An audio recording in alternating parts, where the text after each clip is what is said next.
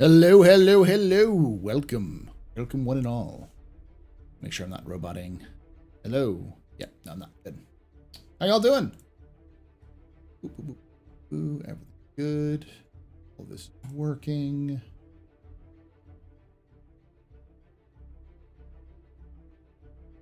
Happy Friday Eve. Hey there. Hey, Devasi. How's everyone testing? How everyone testing going? I don't even know. Did they announce that it was going into Evocati? Hey, Devasi.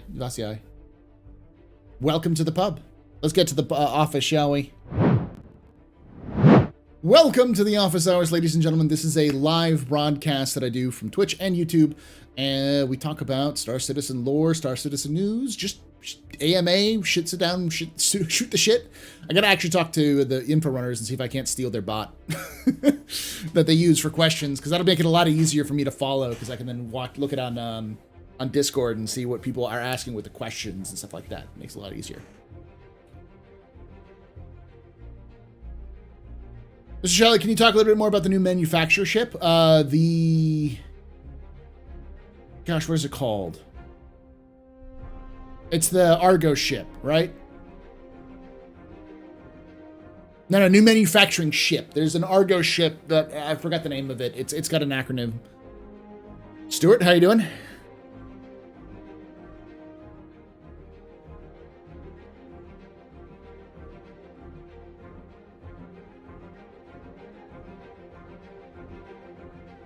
MCV, thank you. Which I thought that sounded familiar.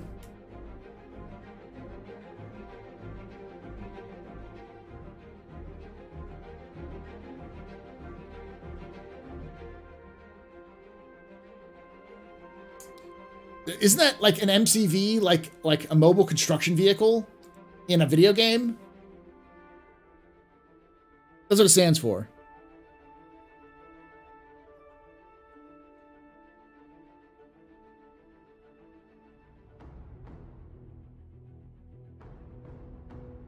They announced another PES test, but they still have no full Evo patch coming. Yeah. That was StarCraft, wasn't it? Yes, but I thought too.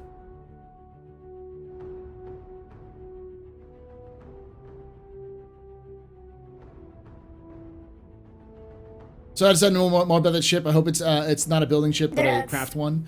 So based off of the description that we saw in the leaks, and based off of what we know in terms of how the game is going to work, it's most likely a construction ship. Which is a good thing, because it means that CIG is at least confident in the next 2 years or so, they should be on that stage of working on base building, which it makes sense where CIG thinks they are going to be in 2 years. Do I think they're actually going to be there? No, because CIG is always overconfident in their own abilities.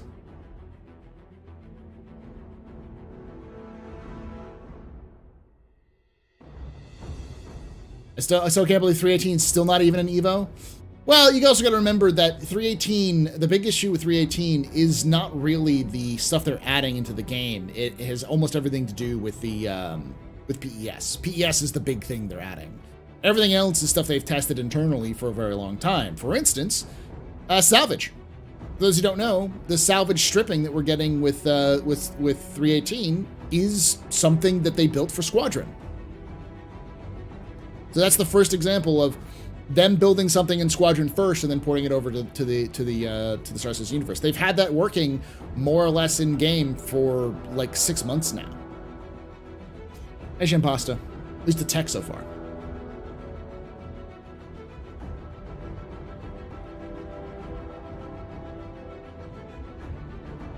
Yeah, I mean, crafting is the thing. The problem about crafting is that crafting requires a lot of other aspects of the game to be finished.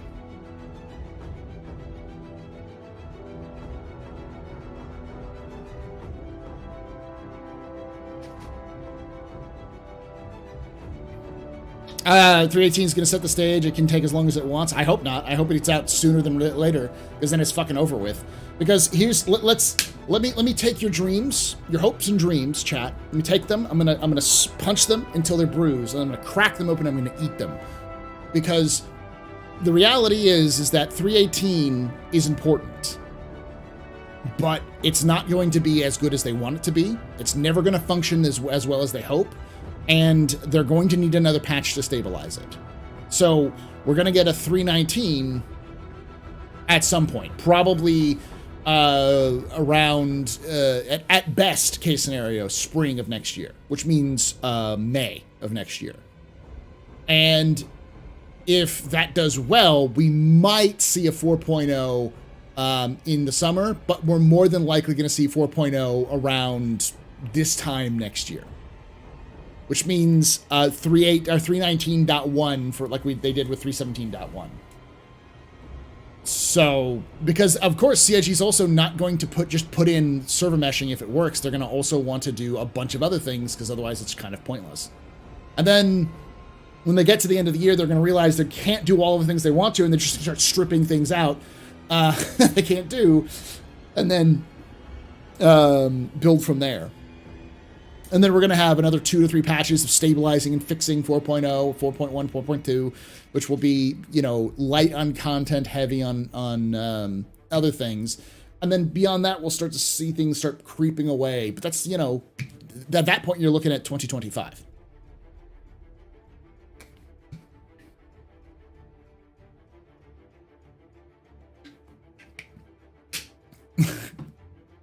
How could you ruin our dreams like that, sir? You deserve that, Redeemer. You bad, bad man.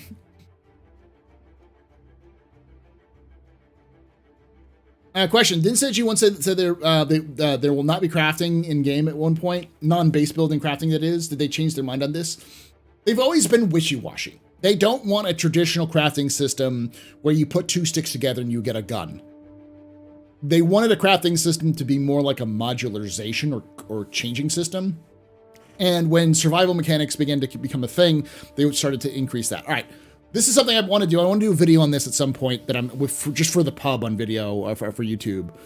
That kind of talks about this because I think it's fascinating. It puts a lot of things into context. The reason why they didn't want crafting in the game was because when those statements were made was before planetary landing was a thing.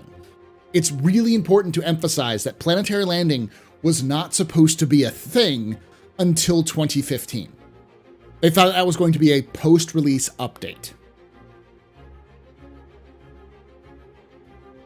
So, in all likelihood, the reason why CIG said answer the call 2016, and the reason why they were so confident in like, oh yeah, in the next couple of years, everything that they backed for will be out and more, was because they were setting, they were basically where we're at right now, was where they were at in 2014. Or 2015. And then everything fell out from under them because the planetary tech happened. And so with planetary tech, you need ground vehicles. You need things to do on the ground. You need content to fill up that ground. You need NPCs walking around on that ground. Like, you see what I'm saying? Like, there is almost all of the things that are happening now are happening because CIG had to develop them with ground gameplay in mind. Effectively, everything they did before 2015 had to be thrown away. And I know that makes a lot of people mad, but the reality is that it's not uncommon. It really isn't uncommon. Halo 2 is a great example. Halo 2 was built like 2 times, completely, like everything was based done, and they had to throw it out and then rebuild it from scratch. Bungie does that a lot. But Blizzard did that with WoW. Blizzard's done that with Overwatch. Blizzard, like, lots and lots of companies do that. And it's because game development is not a building block. So it's not like a blueprint that you can work from. There is no such thing as gaming blueprints. They're just, here's a general guideline. And you have to kind of follow the guideline as best you can. If something doesn't work, you have to rethink how you're doing it. It's here's the goal. Here where you are, problem solve till you get to that goal. That's it. And you're going to have to take different branching paths as you go through because some things just won't work. They won't be fun, or they won't be technically possible. They'll be too complicated. They won't be fun, whatever. Like, there are many reasons for that. So effectively, 2015, the game development restarted from scratch. That doesn't mean that everything was lost, though, because they had assets, they had other things that they could reuse. And they learned a lot about how to work with the CryEngine. They got a lot of CryEngineers. They got a lot of people in their sphere who knew how to rebuild a lot of this stuff, which is why between 2015 and 2022, we've had a lot more content being added beyond the bare bones, simply because they had the ability to do so. Hey, stop.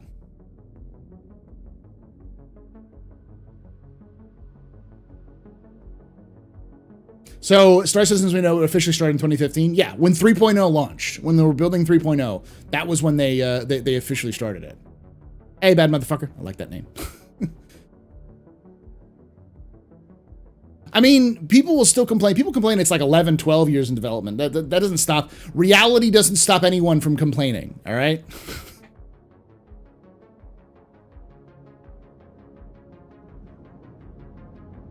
We are the reason Crusader's atmosphere sucks to fly out of. Yeah.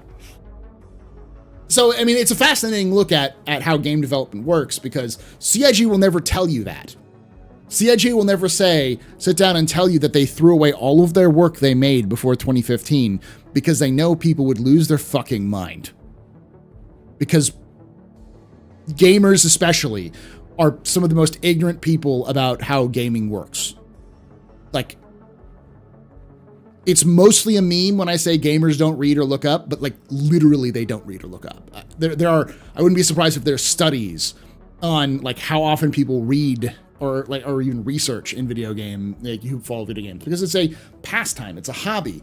But like, your average sports fan knows more about the sports that they follow than a gamer knows about the games that they play. That's kind of weird stuff, yeah.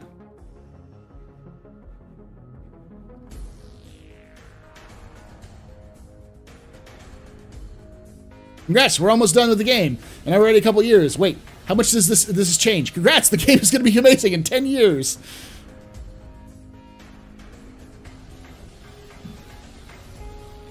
And you know, I'm not...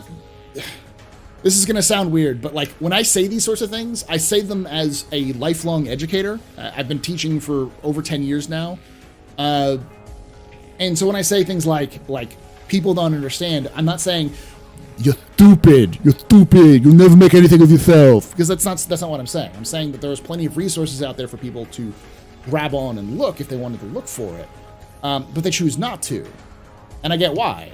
But at the same time, don't complain about development if you yourself don't understand even the modicum idea of how development functions. And that also applies to people who are in, this is the real thing, in STEM specifically. STEM people are the hardest people to teach because they think they know everything. Because they become experts in their own field, even in, say, like software development. Someone will say, well, I've done the X number of years in this field of software. I know how development works. And the answer is, no, you don't. Unless you've been in a gaming development and or worked at the company that you're talking about, you really don't know. You can give some educated guesses because a lot of those things are fairly similar across spectrums. But like, software development is a lot more linear. You have an idea of where you're going, and there's a lot more blueprints than games, because games are a lot more complicated because you're dealing with 3D environments. So it's not as simple as input code does thing pumps out output.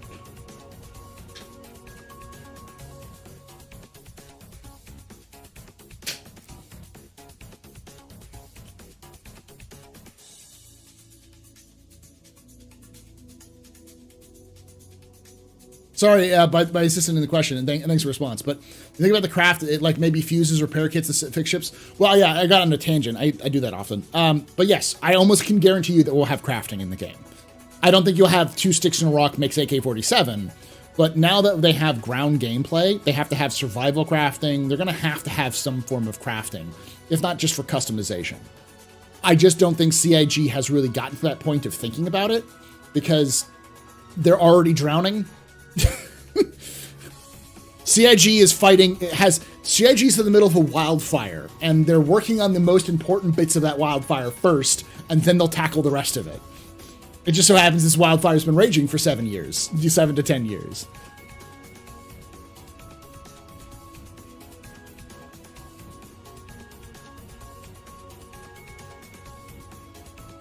Yes, it's on the Astro Historian.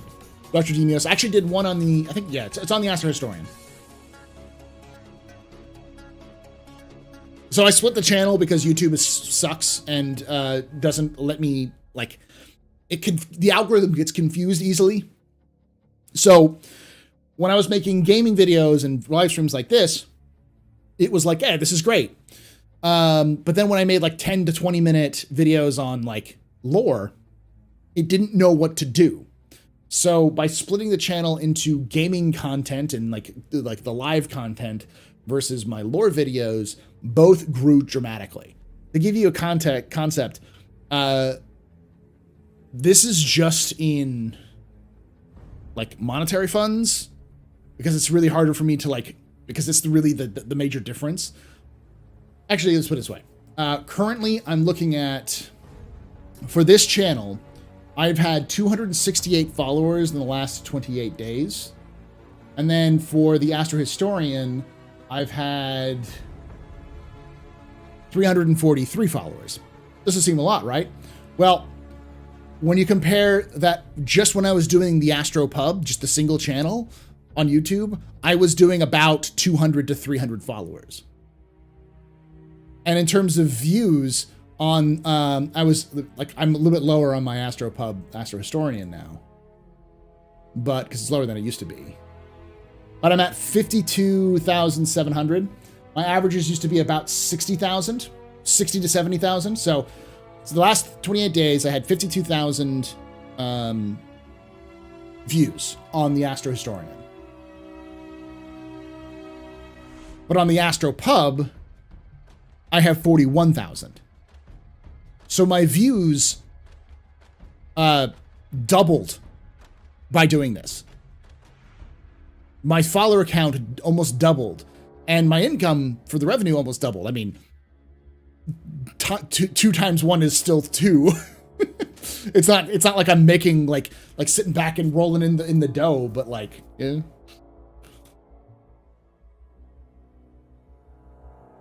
So, the point being that that's the like that split has helped a lot. So, as a result, it's improved. I've only done that one medical lore post, right? I don't think it's much better after, I think much known after Beam Citizen. There isn't a lot known. We can talk a little bit about what we talked about in Captain's Table recently, but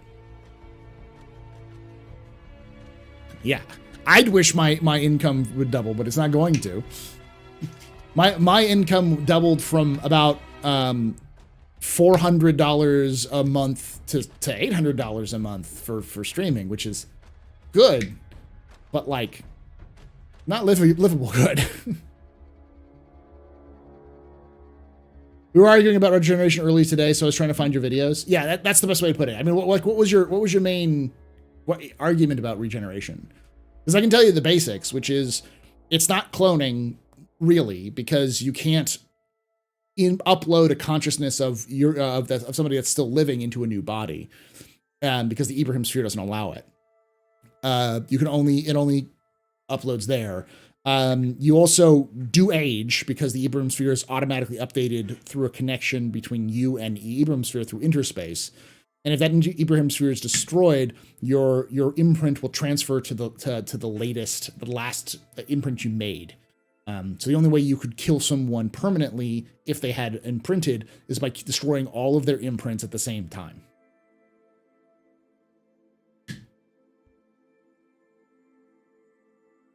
No, you don't.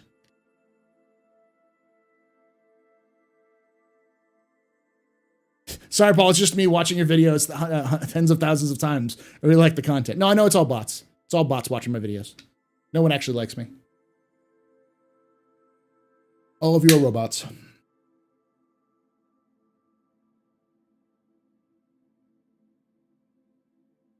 They love to learn the lore.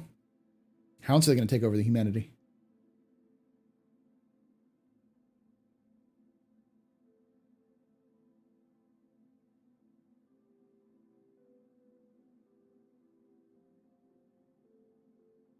So you have time to destroy all humans.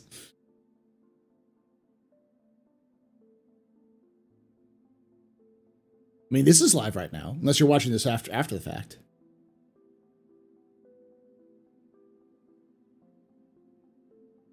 Cloning is highly illegal, right? Yes, it is highly illegal.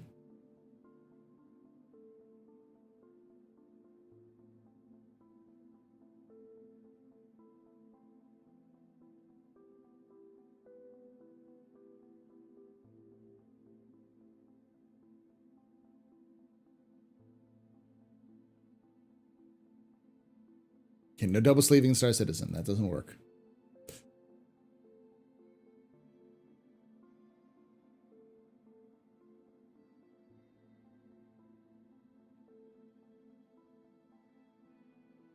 Rejourning is skirting that law because you're not making a copy. Yeah.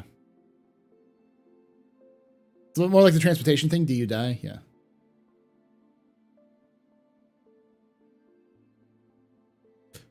Yeah, they've talked about that. If the quantum makes reference to quantic physics in real life, so the regeneration makes a lot of sense in theory crafting point of view. I guess so. And also, I listen to lore playlists at work, regularly kill time while doing manual labor. Hey, that's good, Roland. I know a lot of people, like I was talking to if you watch the latest Captain's Table, I was talking to Execute. Execute said, people just put on Fix My Fleet in the background and just put it in the background and listen. I'm like, yes. Yes, X. Because it's reality TV. It's something you can passively engage in. The Gen X renderer. We don't want the Gen X renderer. It would make all the money and then be too apathetic to work. But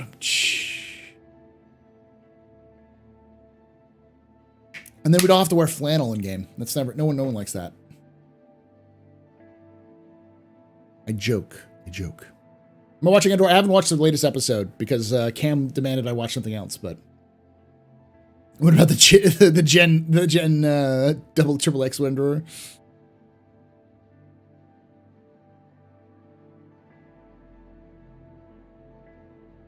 Hey, I'm a millennial. I'm an elder millennial. I was born in 87, so just on the edges of it. Quantum entanglement is when two particles link together in a certain way, no matter how far apart they're in space. That's my theory about star system low regeneration. That is partially already explained. They said it goes through interspace. The connection goes through interspace, which is the fun fact. Interspace is the same space that you travel through in jump points. So when you go through a jump point, you're going through interspace. Generation X renderer gives you Pepsi. So a little bit of a modeling update. Yeah, interspace. Mm-hmm. For those who don't know, I do models, like mini painting. Good.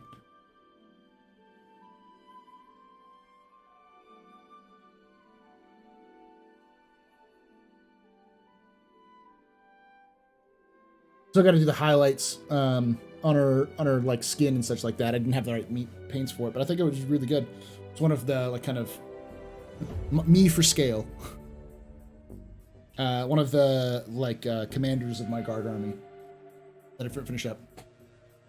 I've been thinking about doing it, but I don't know how many people would actually watch it.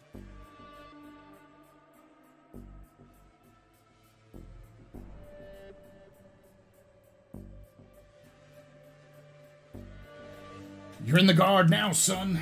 Yeah.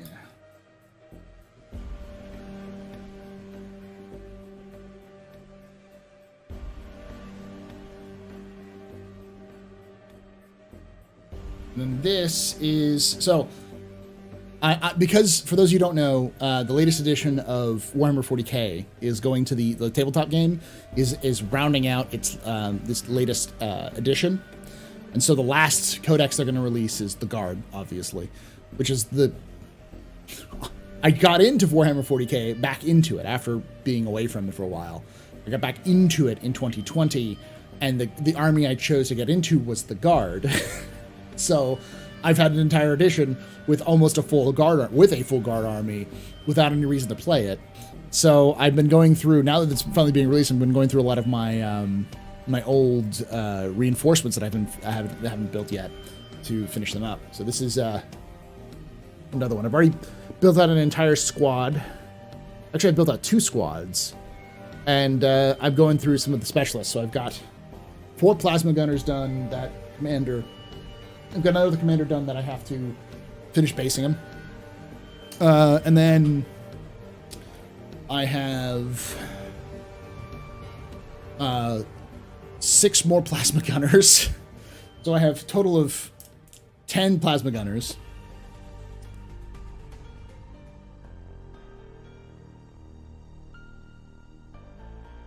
Oh, I'm not doing camo.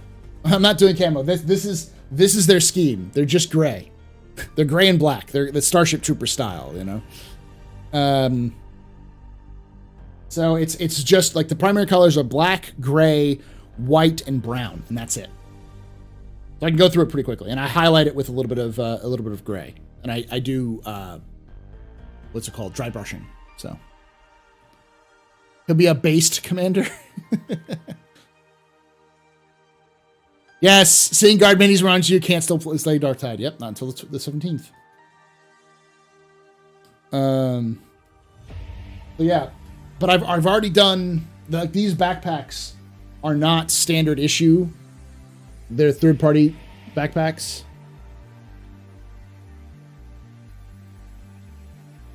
That I picked up.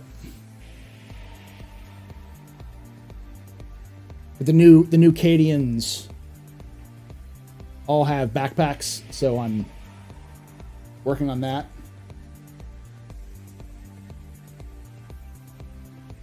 Luminolia.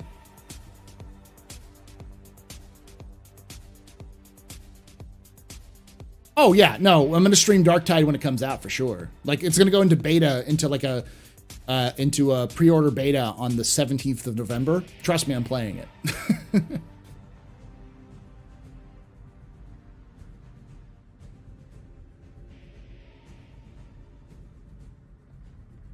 It's a little folded up e-tool. It's a tiny little e-tool. It's tiny as fuck. The only thing I have camo-wise.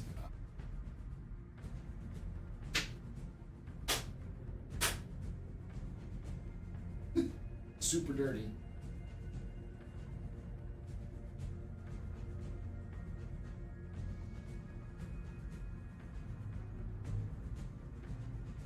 So the only thing I do with camo is the Cadian pattern camo on the...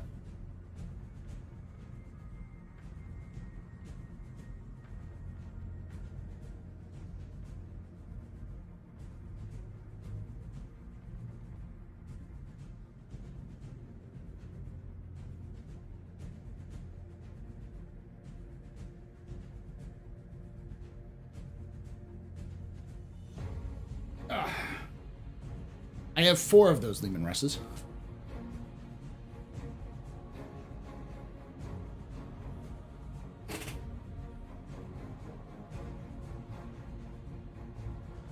How about a poll for Open PTU by IAE or Luminalia? Can you do polls in...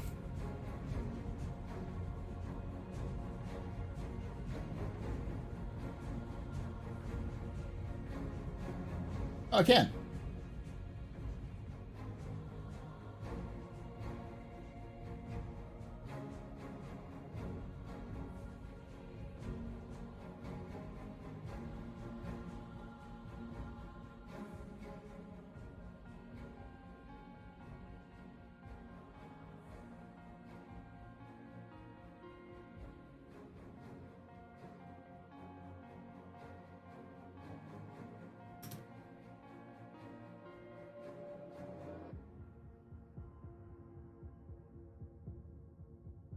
There you go. Here's a poll for both chats.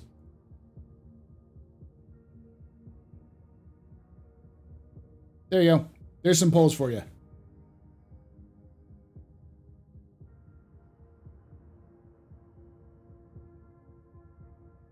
You think it's going to come out by OpenPTU, by IAE, or by Luminalia? 2023.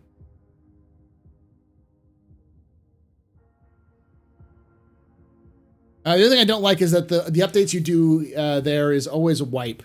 I really worked hard to get my 890 jump, and I don't want to lose it eventually every time on an update. You're not going to... I don't think you're going to see that a lot.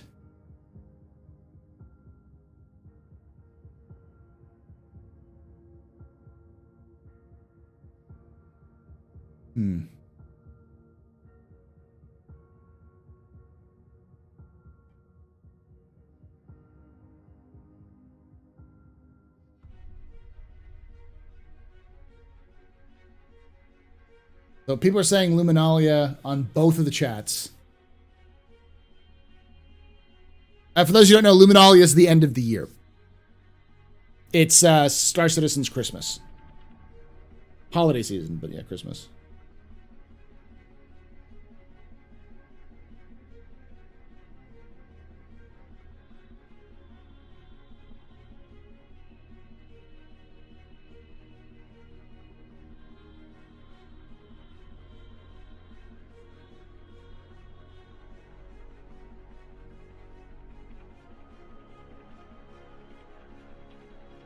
Yeah, and there's going to be 3.18 because they're completely redoing the database. I would still anticipate a wipe for 4.0, but it's hard to see. The problem is, quite honestly, is that CIG is in kind of a shitty position where they can't really do anything until PES is in. Like, fundamentally, it's impossible for CIG to advance the game beyond where it is without persistent entity streaming. Well, without some sort of persistence, which is PES. And then once that comes in, you hit the next roadblock where a lot of other things can't be added or improved upon until server meshing. So like once we get PES, we can have things like salvage, cargo refactor, and even repair, like the way it's supposed to be, can start to work in that direction. But you won't be able to have things like multi-part missions. You won't be able to have things like different or more NPCs. You won't be, well, you might be able to have more NPCs. You won't be able to have like a lot of things that involve going between servers. And since servers are in every system, you know, it's complicated. Especially things like investigation missions or more complicated missions in general. That's just not, they're not going to bother to develop it until they have the system worked out.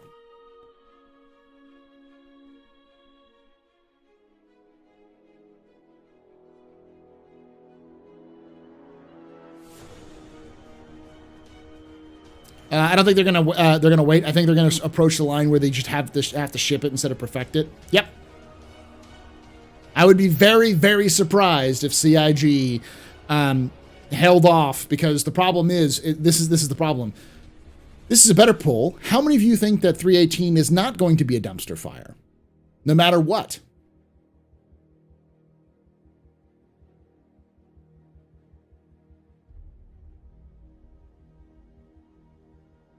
Like, there's no way 3.18 isn't a dumpster fire. I don't care how much CIG polishes, it's still going to be a turd.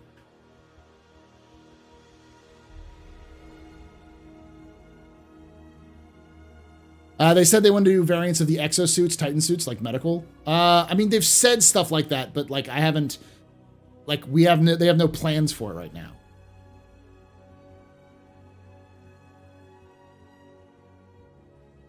Is Star Citizen going to be like The Sims where you have to use the bathroom and eat?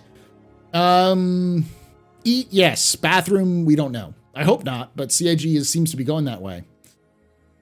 You already do have to eat with Star Citizen, but it's like you have a hunger and thirst bar, which you have to kind of deal with, but it's not that intense. You'll hear people complain about it, but it's like once every 3 to 4 hours. And if you are prepared for it, if you buy a bunch of food ahead of time, because you buy a bunch of food and water, like one bottle of water and one like piece of food will basically set you up for an hour to 2 hours of play. So, and they cost nothing to buy. So getting like 10 of them and throwing them in your ship or throwing them in your person and just drinking them or eating them as you get low while you have breaks in game, you won't ever notice it. And if you die, it resets all those bars. So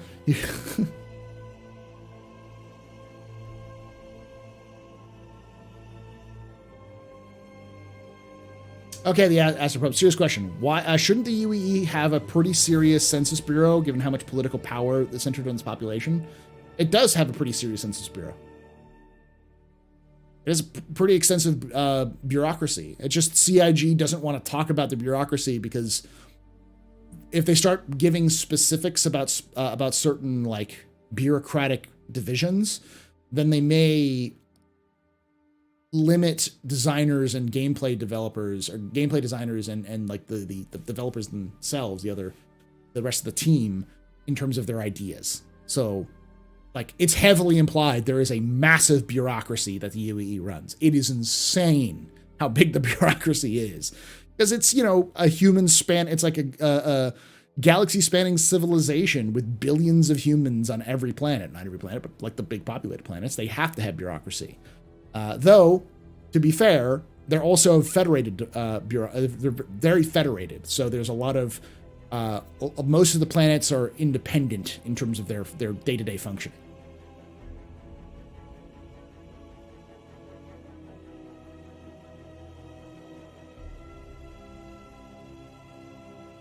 Having to work as a census worker in the outpost would be a great side mission for me. That'd be a great idea, I think. Collecting census data, that'd be a good explorer mission, I think. I know people would be like, that's terrible. That's not exploration. It's like, yeah, it is. You go out to the remote fringes of a system and check up on various outposts and talk to the individuals who live there and see, you know, hey, collect their information. Yeah, Earth is basically a bureaucracy planet. Yeah, it's the best way of putting it. I need more advocacy stuff. They currently feel so limited for the size of the UEE. That has more to do with the scale of the game right now, because they can't add more NPCs to just fly around and hang out. A, the AI is garbage, so it wouldn't work, and B, like they couldn't add that many AI without blowing up the game. So.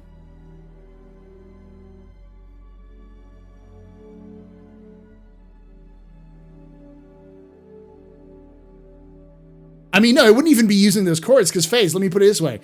They would say, we have searched this area for how many people live there. And so you're going to have to quantum boost to that location, generally speaking where it is, then scan the area for outposts, find the habitation, and then go down and talk to those people. That's exploration. You know? That's some hectic shit right there, my man.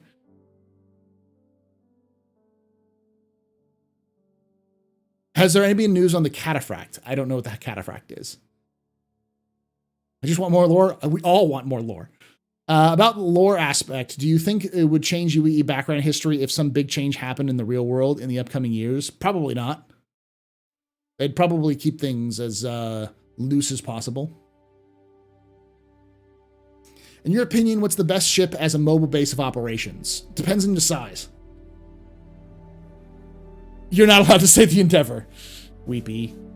But I am an acolyte of the cult of the Endeavor.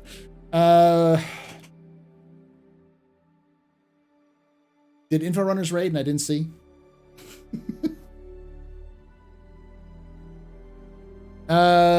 It depends on the size. If you're using a mobile base for operations for like one person, then like a freelancer or a cutlass is great. If you're using a mobile base of operations for like 2 to 3 people, then a Perseus or Polaris. A Polaris is probably a good idea, the best idea. Maybe an Odyssey, maybe an 890 Jump, that sort of, or BMM, because those are like a handful of people run them, but they have space for a small fighter. They have a bunch of extended living spaces, maybe even a Carrack in similar ways. But if you're talking like an organization, like say 100+ organization, then you're looking at like the Kraken is the best option for that sort of size, because it's a flying space station.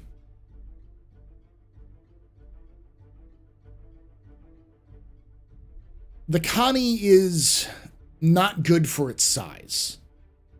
Like, if you're going to look at a Connie, the Connie has like a snub fighter, yes, but like in terms of its cost, in terms of its use, the 600i is better. the MSR is better. They do very similar, but they have more firepower, or they're faster, or they're more maneuverable. The Connie is just this weird outlier because it just doesn't really have as much use as it could be. Info Runners rated an hour before I got on. Oh, damn. I thought they were still streaming.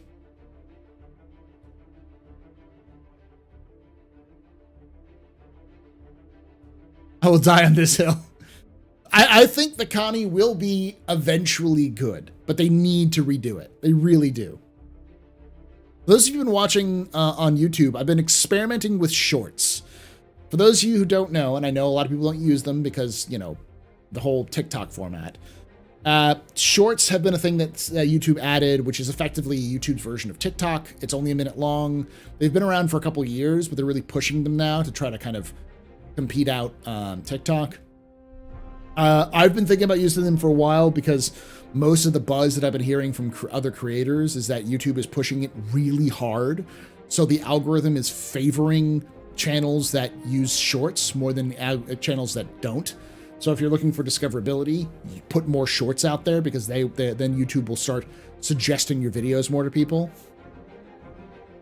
So I've been doing some shorts. I've been I've talked with Uri, who actually my editor, who went through a lot of the latest Captain's Table stuff. And I don't know if Uri is here or not, but I basically pitched it like, Uri, you're gonna watch the Captain's Table anyways. Why don't you just clip out some fun parts? He was like, yeah, I'll do that. So he offered to do that. So he's been clipping out some of the parts from the latest Captain's Table, and I've been putting them up. He has like 13 clips, so I'm gonna try to like slowly work them out as I can and drop them out there.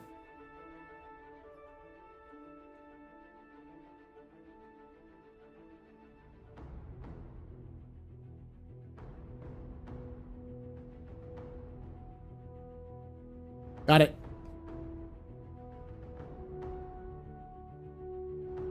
I got it.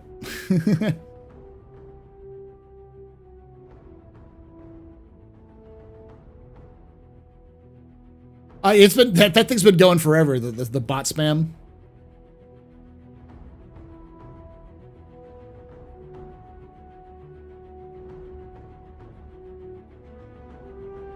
But you've liked mine so far, yeah. So effectively, what I've been doing is pulling them out there because I think when I watch shorts, I noticed that a lot of them are like that kind of discussions from podcasts, little anecdotes and such. And I find that often those little shorts can help a lot with, people can like digest that a little quicker. And if they really want more content, there's obviously an hour-long stuff there, so. I followed you for a while, but I've seen a lot of your shorts getting pushed recently. That's good, I guess. I think that's the answer. The problem is that YouTube wants to compete with TikTok, and if you want to be a creator on YouTube, you're going to have to do what YouTube wants you to do, and if you do, so YouTube will reward you for it.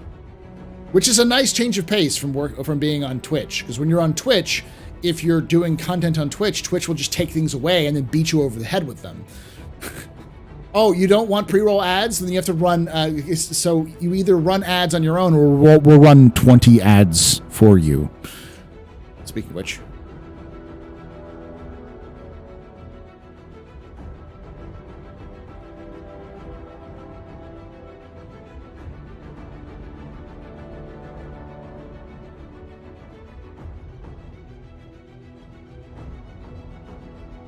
I like watching the shorts, even if I've seen the whole video. Reminds me of those little important bits. Yeah.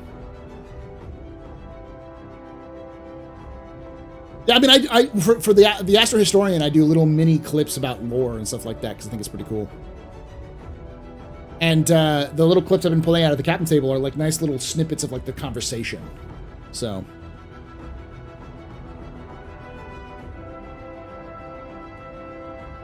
What's my favorite looted item?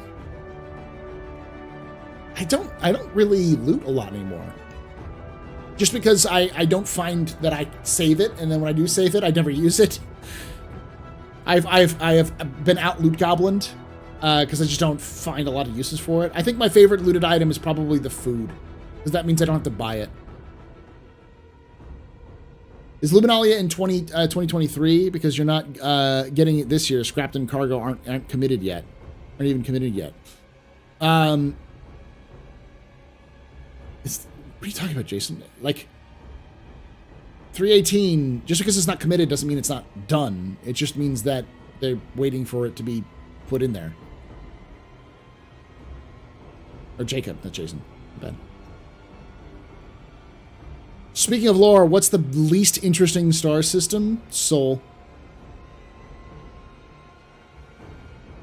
Does we already know about it? No. There's one that's just an accretion disk. It's just dust. It's a protostar in dust. There's literally nothing there but a protostar in dust.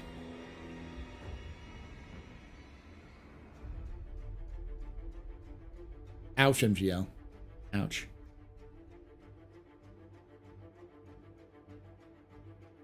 So basically, Aimless, if I don't run ads on a regular basis, then, if I don't run ads on a regular basis, they will, add a bunch of, like, the ads that they auto put in, it'll be like 10 ads. So I have to kind of, like, keep my eye on it and run, like, a minute and a half, otherwise it'll be, like, 4 minutes.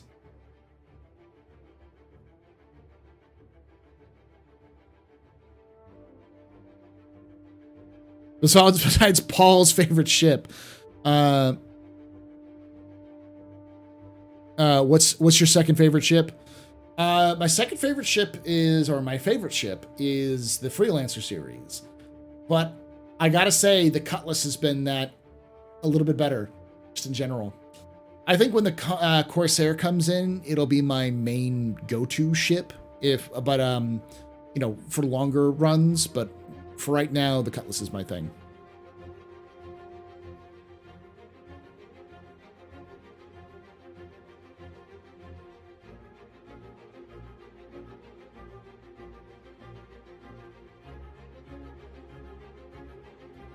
Nice to put my base on the accretion disk. There's nothing there. It's just radiation and dust. It's cool in the sense of, like, when you go there, it's going to be visually appealing, but the gameplay is going to be practically null. It'd be like nothing there. Hey, ET. You're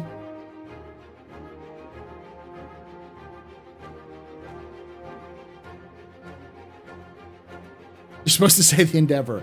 The Endeavor is a fantastic ship, but it's going to be a behemoth. Just Dusty and Ekis. It's Ohio, this system. Ouch. Do you think I will ever be able to scan rocks, asteroids with my 315p and then carry the good ones back to a different point to be mined using the tractor beam? I don't know. Maybe. I don't know if they've confirmed that the tractor beam can attach themselves to asteroids. I think we'd have to wait until ship tractor beaming works.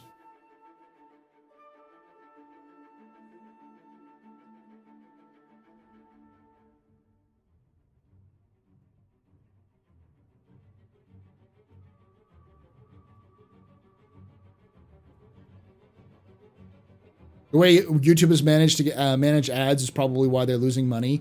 They really push people to get ad blockers because it's become so insane. Oh, it's Execute talking. By the way, Execute, I'm good for tomorrow. I took the day off because I needed a day off.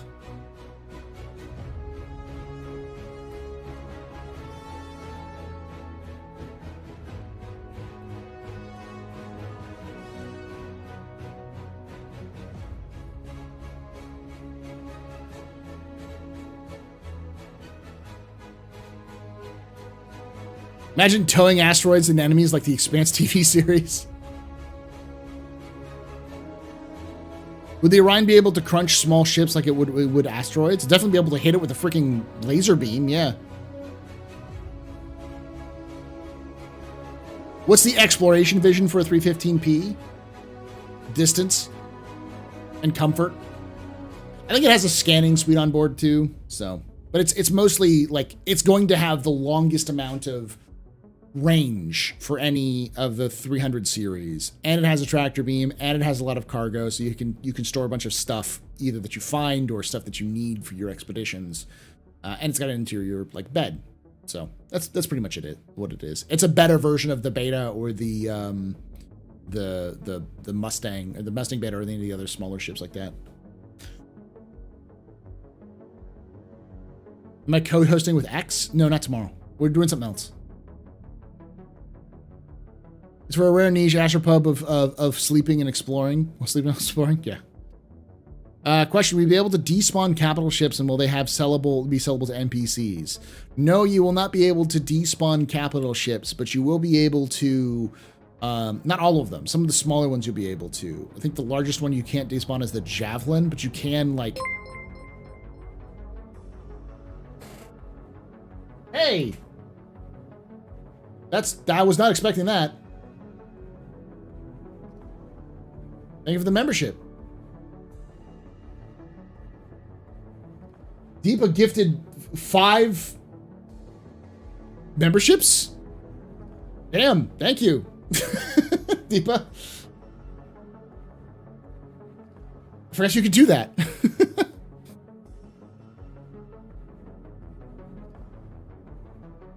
Shots and cheers. Memberships is YouTube's version of subscriptions. Thank you.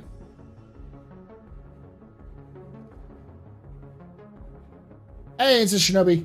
I have 400 in Aquila. Do I really need a Connie, a Corsair? No, you don't. But let me put it this way, Insta Shinobi. Do you want to take pretty pictures of a Corsair? Because I know you want to take pretty pictures of a Corsair.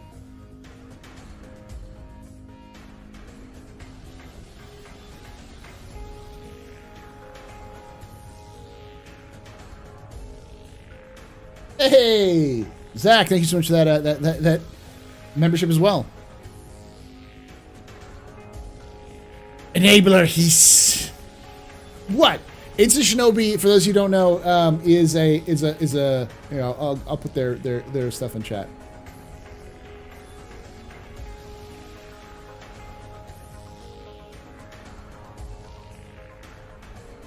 Here. That's their Flickr account. They do a bunch of like screenshots inside Star Citizen and other games as well. So, like a lot of my thumbnails will end up being, you'll see them you'll see a lot of those turned into thumbnails. So, thank you again for allowing me to do that.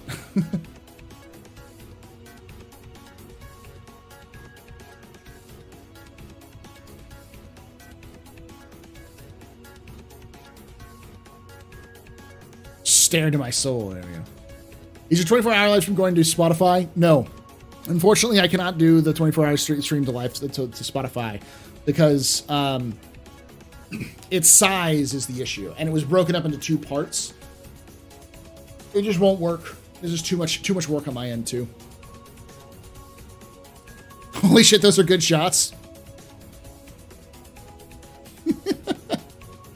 Y'all should be watching them. Like, all right, so the people I always go to are Glenn, and then you've got Raul and Haskaha.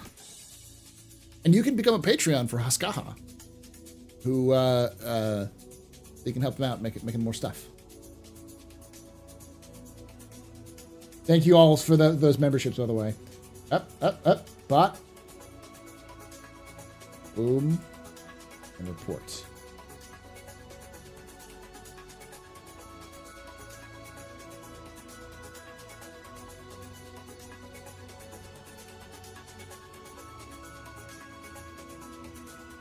No, probably won't do the segments either. I don't want to flood that stuff too much. The 24 hour is going to stay mostly just on YouTube. It's going to stay on YouTube for my own sanity's sake.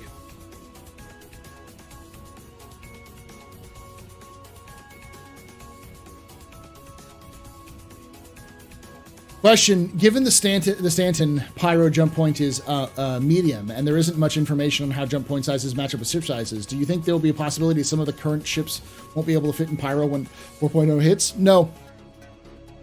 This is one of those things I did a video on this on Saturday, where people were asking, because there was this discussion about how pyro has changed, and Ray's guy did a good kind of example of like explaining some of the differences. Like, a lot of people were like, "There's no red sun. Why isn't there a red sun?" And the answer is, if you look at the content from last year's CitizenCon 2021, they had some glory shots, and you could actually see the red tint in the glory shots for the sun. So it's obvious that they want to do some kind of changes. But we saw a white sun rather than, like, all the lighting was white rather than red. And Ray is like, well, it's because people are building this stuff in engines, so it doesn't necessarily mean that they're going to have that red tint yet.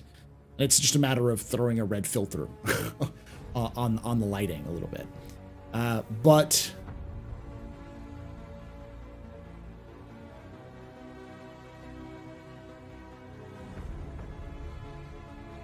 Weepy Sleeper, I was on a binge buying ships and stopped around 2K. Now I slightly regret it, but not really. I don't think anyone should be buying any more. But ships should you should get friends to play. That's what we were saying for the Captain's Table.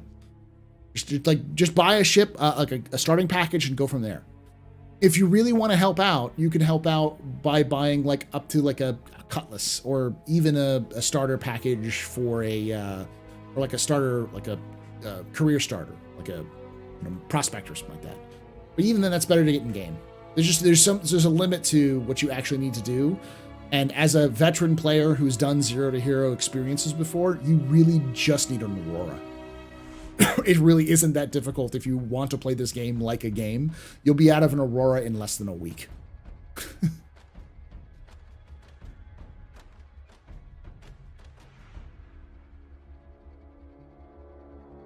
It's just a white sphere for now, yeah. But to speak about that whole thing, he actually talked about this as well, where he said that there's a lot of changes that have been happening to Pyro that you can explain away. And I think one of the things that's you know, I did something at the very similar time to kind of talking about how changes are going to happen in the Pyro system. I think that's one of the changes we're going to see, is because the jump point system is a pre-2015 invention based off of pre-2015 plans for Star Citizen. I can almost guarantee you that jump point is getting bigger. Like a large jump point. Or the entire way that we look at jump points is going to change fundamentally. And when they do, they're going to have to do a big expose on it like they did with Regeneration. So, here's the thing. Star Citizen lore is mostly going to stay intact. Like, 90% of it will be the same as it was originally written, because most of it is just very broad strokes framework for the story. And a lot of the detailed stories, like the story of the, especially anything that has to do with Stanton, is probably going to stick around. The story of Augusta Dunlow, or the story of the Mezzers. Generally speaking, those names were going to stick. Those, like what they did is going to stick. The different purposes of every system, like the kind of themes that each system have, is going to remain. You won't really have much drift from that.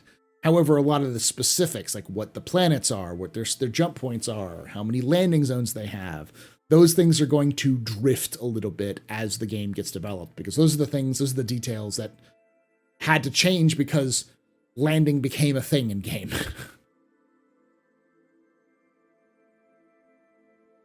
I mean, not just the Odyssey, the freaking Idris can fit. And it's not a small ship or a medium ship. When will CIG sell the Pioneer again? Probably at IAE.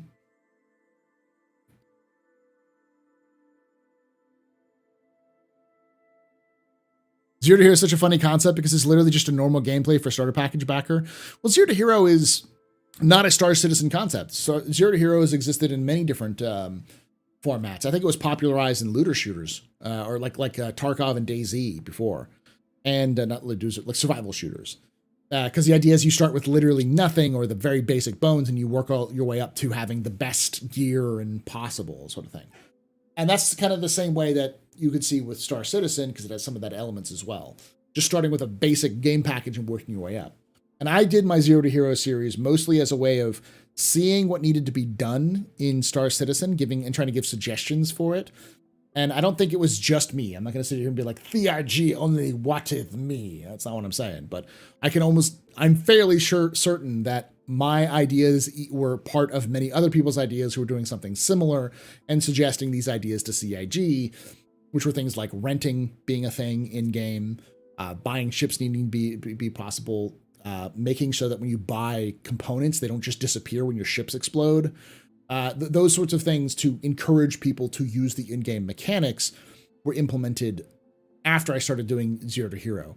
So that's to give you some context. I was doing Zero to Hero before you could rent ships in game. That's how long I've been doing this fucking game. Which is probably longer than a lot of people in chat have been, or even watching this right now after the fact, have been playing the game.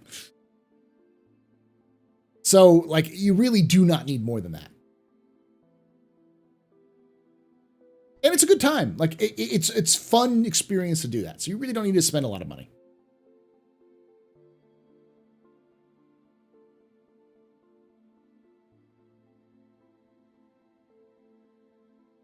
I agree with every statement in chat.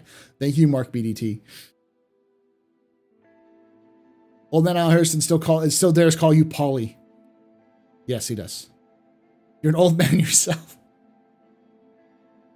Here's such is great gameplay, considering how complex and incomplete the UI game / game loots are. It helps onboard new players. It does, yeah. Does he want a cracker? I always like crackers. Funny story. My wife never eats the crackers whenever you like get those like lettuces at a restaurant. She never eats those crackers, so I always eat them. Those saltines, I always eat them. Or like when you get the saltine crackers for like the soups and such.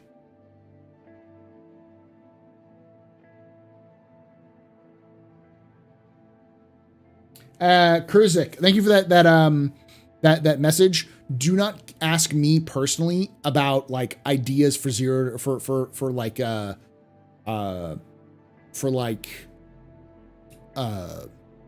fleet stuff, like fix my fleet. Check out the Info Runners. They have an entire channel dedicated to that. Because I'd have to kind of look through and take your time. Thank you for that subscription, by the way, Kurzik. I just realized that. Like I hope you didn't do that for this purpose. Like I would have told you there is an entire thing. They do it for free.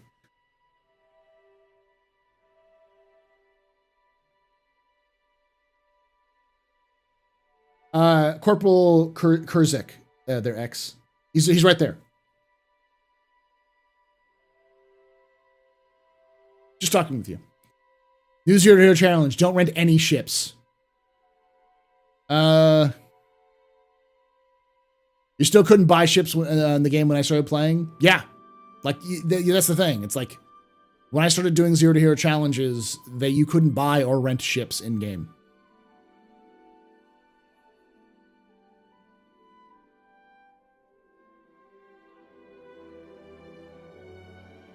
Yeah. When I first started actually playing the game, it was just the hangar module. I started streaming the game July or August of the year that they released the dogfight module, which became Arena Commander.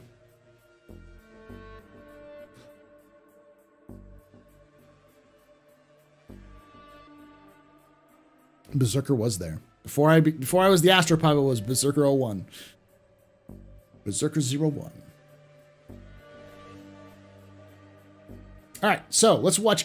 This has been an hour of me just hanging out and shooting the shit, which is, to be fair, this week has been pretty low. So let's do some...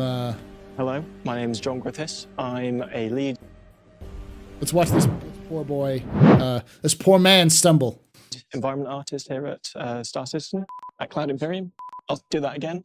Hi, my name is John Griffiths, and I'm a lead environment artist at Cloud Imperium Games. Hold on. I'm heading up EU Sandbox 2, and we're working on the revamped underground facilities which you saw at CitizenCon. This is also my first ISC episode, and it's also the first in our... This man looks terrified. Relax. Deep breaths. We're not going to kill you. Some people are going to be jerks, but none of us will kill you. Deep breaths. Lovely new office. So I hope you enjoy.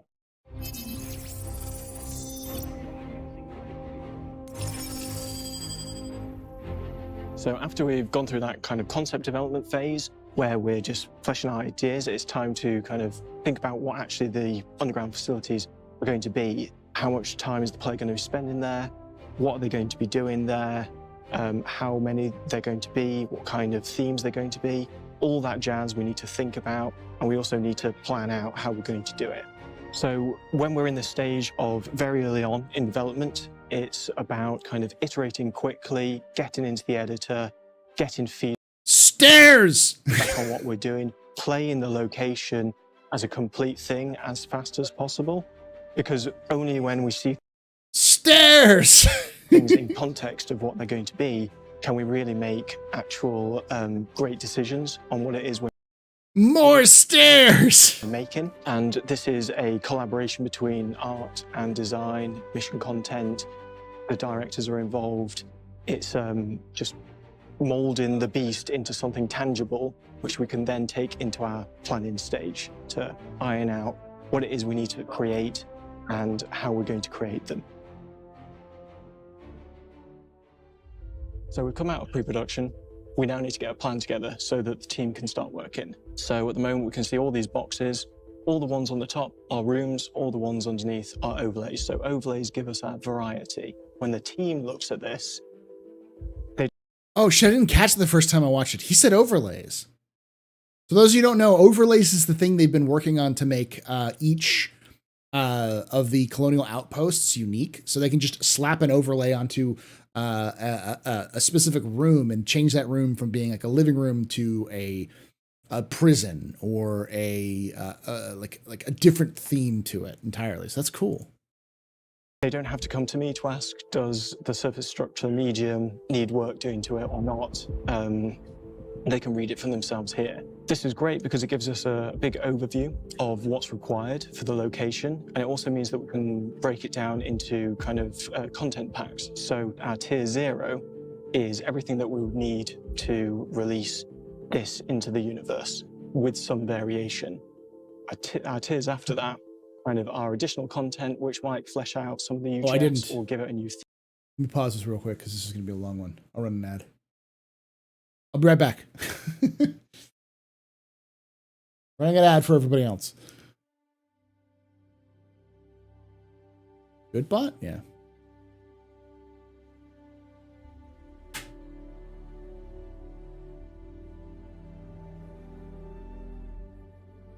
I gotta run a quick Bezos run.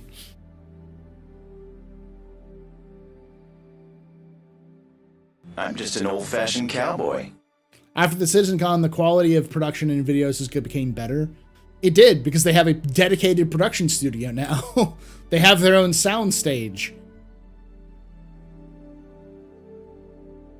The answer is, and this is going to sound like hopium or copium or whatever you want to say, but there's something, a little thing inside me that it's tugging at my like inner skeptic a little bit more, because there's something about what they're doing now which tells me they're using the assets they have now that they've been building and planning for Squadron's release. CIG has been building and planning with the studio and a bunch of other things more complex media attention. The quality of the videos has gone up dramatically. The production quality is much better. The atmosphere is a lot better. It feels very different. They obviously got new equipment. They're using a new studio. They have better tools.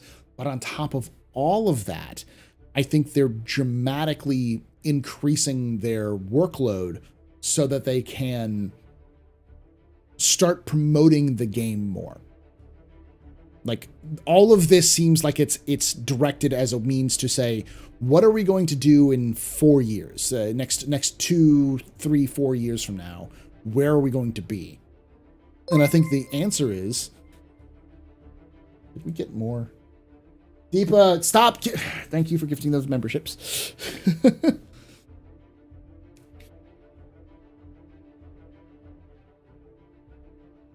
Perfect for more professional game trailers. Exactly. It's like they're showing us the stuff that isn't years away. That's true. That's true. But it's like they are preparing for something.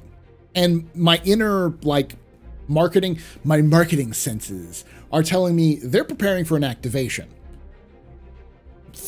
Logically, my brain goes, it's probably for Squadron. Though I wouldn't be surprised if 4.0, they're going to start doing a major marketing push with 4.0. Because A, it's a huge deal for them. And B, it is likely the point upon which CIG is going to start treating themselves like a game rather than just a game in development. So, I'm so mad at you. Giving me all of this money.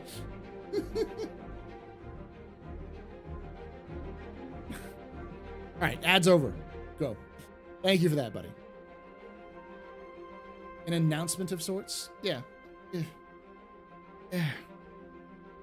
There's a lot of... So for those of you who don't know what an activation is, it's a term used in marketing, which determines when you're taking a product, you're taking the planning to releasing it.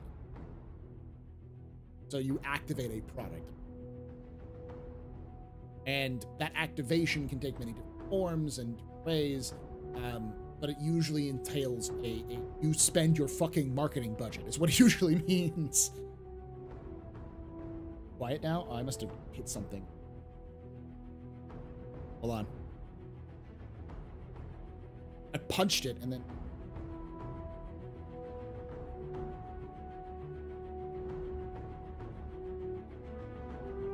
I kicked the mic and it went slow. Hold on.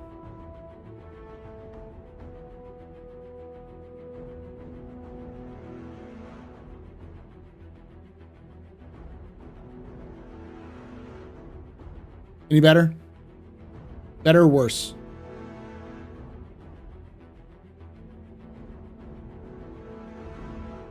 Okay.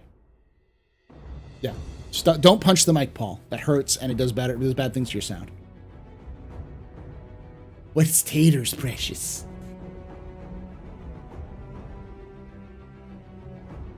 I fisted my mic without consent. I'm sorry, Mike. I'm sorry. Theme or that kind of thing. So some of the rooms that are in production at the moment, let's just skip over to them. So this looks like one whole thing. It's actually two things. So it's the surface structure, which is this guy in the middle, and this kind of surrounding hangar. How do you actually get there? We've also got our physical elevator spaces. So if we go from the top, this is where you trundle down into the UGF on a lovely diagonal elevator. We've got the elevator shaft components themselves. So you might have really long elevator rides, you might have really short ones. Hey, first. And then where you end up at the bottom of the elevator ride, this room is currently in progress as well. This is a more refined plan to begin with, but we still need to get into the actual numbers of how much time trundling tier 0 confirmed to make. Yeah. So then we come to our trusty Microsoft Excel, and in here spreadsheet. This is just putting estimates on how long we think things will take. So for us, that's in this next phase, which is white boxing. We want to block the rooms out. We want to add content. We want to get the gameplay in there. We want to split things into overlays, test it with our ProcGen tool, and get all that done. So we estimate this like this, and we put in all of those rooms that we called out before. This man's playing EVE Online during his off hours. Types it can be, and how big or small the thing is. So using this kind of grid, we can call out, well, there's one room that's got a retheme, there's 2 rooms which are medium and large that need to be done, and this calculates how much time is required. So you can look at it from room type, you can do the time that way, or you can look at how many medium rooms it will take. We can do it that way as well. This calculates it all, puts into a lovely little table, and then we can also call out how many artists there are, how many designers, how many days per artist, how many total days for a sprint, blah, blah, blah, get all of that done. And that gives us our kind of ballpark figure to go with, to begin with. I think I might have to retake this. No. You're doing good. At what point do we ignore all this? Okay, so it's all great having all of this, and it gives us a really good plan to begin with going forward. But as you probably know, game development isn't really a concrete process. You can have all the numbers in the world, but you'll still have things that kind of crop up out of nowhere. That is what game development really is. So from this point now, we can get back into the editor, we can start fleshing out these rooms, we can start doing these overlays, we can start finding the variety and really bringing these new underground facilities to life. The new underground facilities, first seen at this year's CitizenCon Showcase, have... By the way, if you saw the numbers, that was 2,000 hours. 2,800 hours over the course of, it's like 48 weeks of sprints. It's several years. Now, it's also important to remember that total hours is for all the way up to tier 3. We've never even seen a tier 1 of Star Citizen yet. So this is like that is literally their long-term goal. Like they're planning right now, what is this game going to look like in 10 years? And that's total man hours, but you could also see the number of artists they had was like 6. So it's six artists, or like maybe 10 people over the course of 2,000 man hours. That's still a long time, Darsh. That's still lots and lots of time. The Perrier, yeah.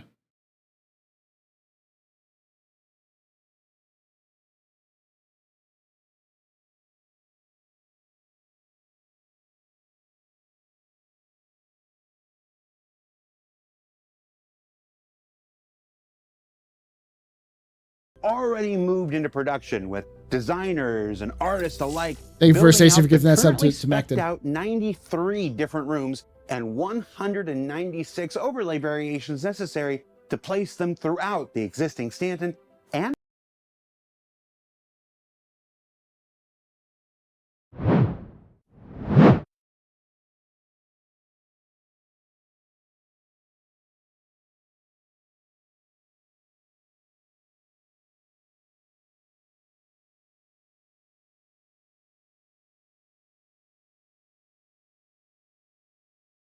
Those are big numbers.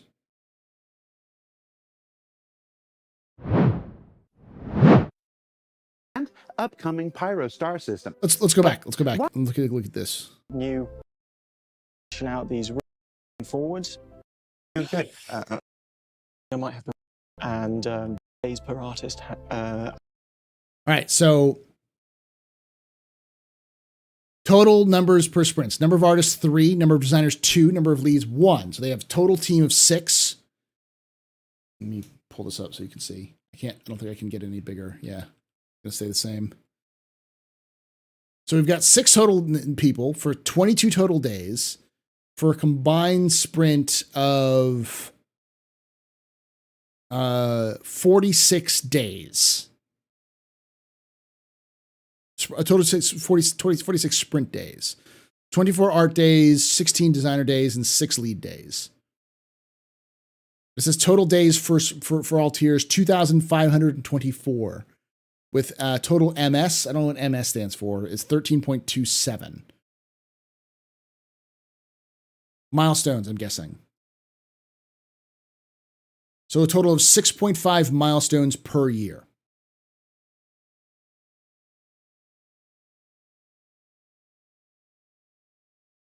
Ah. Now you're pulling out the big guns, huh? Okay. So I don't know exactly how to read this, but my guess is and you can see tier 0 takes the most amount of time, about 1,256 days. And I think that's spread over the course of 6 people. So that's still like a year away, earliest. MS stands for milestones, I'm pretty sure.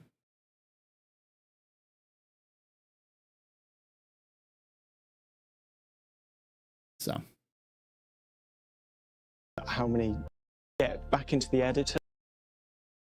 Designers and artists alike building out the currently spec'd out 93 different rooms and 196 overlay variations necessary epics, to features, place and them stories throughout the existing Stanton and upcoming Pyro star system. But while that's still many months away yet, let's go ahead and turn our attention to something coming in this December's Alpha 318. The eminent a year from when they started as well. I think that was not really a year from when they started. I think that's a year from where they are. That's from where they are right now. Over the last, maybe the last month or so, is where that maybe have started back in August or September. There may be a team. If someone has a progress tracker, see the progress tracker. In fact, let's do that real quick. Just while we're doing this, we're gonna just hit every little flight of fancy here. Development. Let's see if it's on the roadmap. Progress tracker. Deliverables. UGF.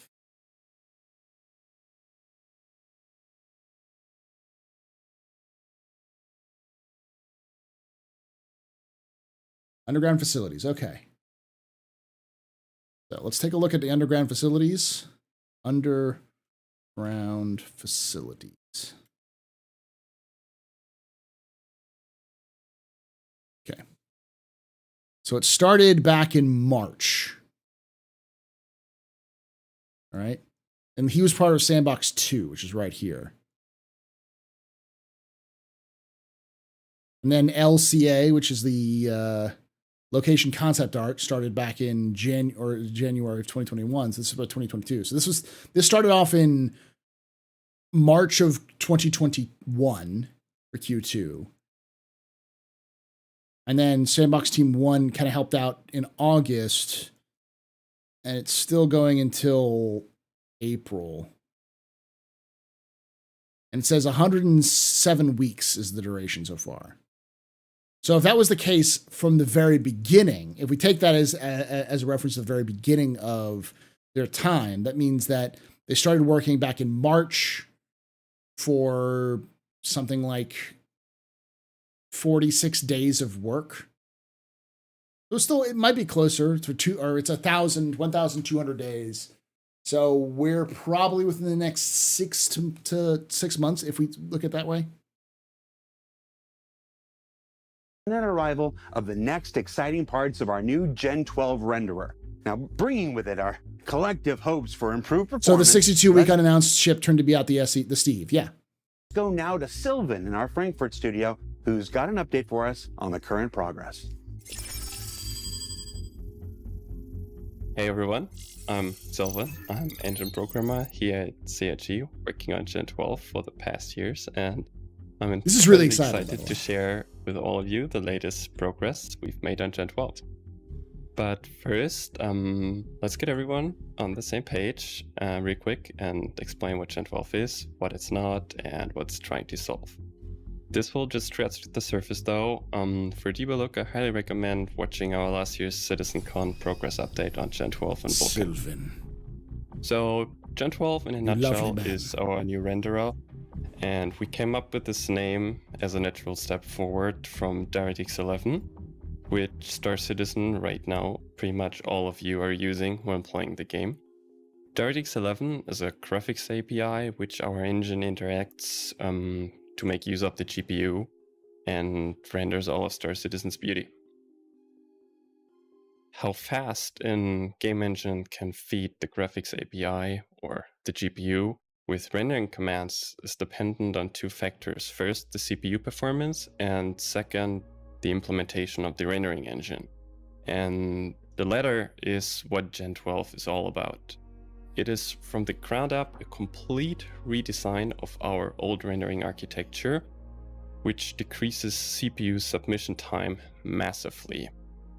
The end goal of Gen 12, however, is to make use of a new graphics API called Vulkan, which will boost performance even more and also allows us to add new cool features like AI scaling, ray tracing, efficient multi-view rendering for VR, and Linux support. I know he just said VR. Take your hype meter, turn it down. Turn it down. I know you're going up. Turn it down. Turn it down right now. Turn it down. No. Bad. Bad.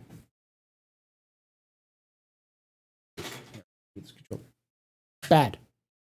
Bad. No hype. No. No hype.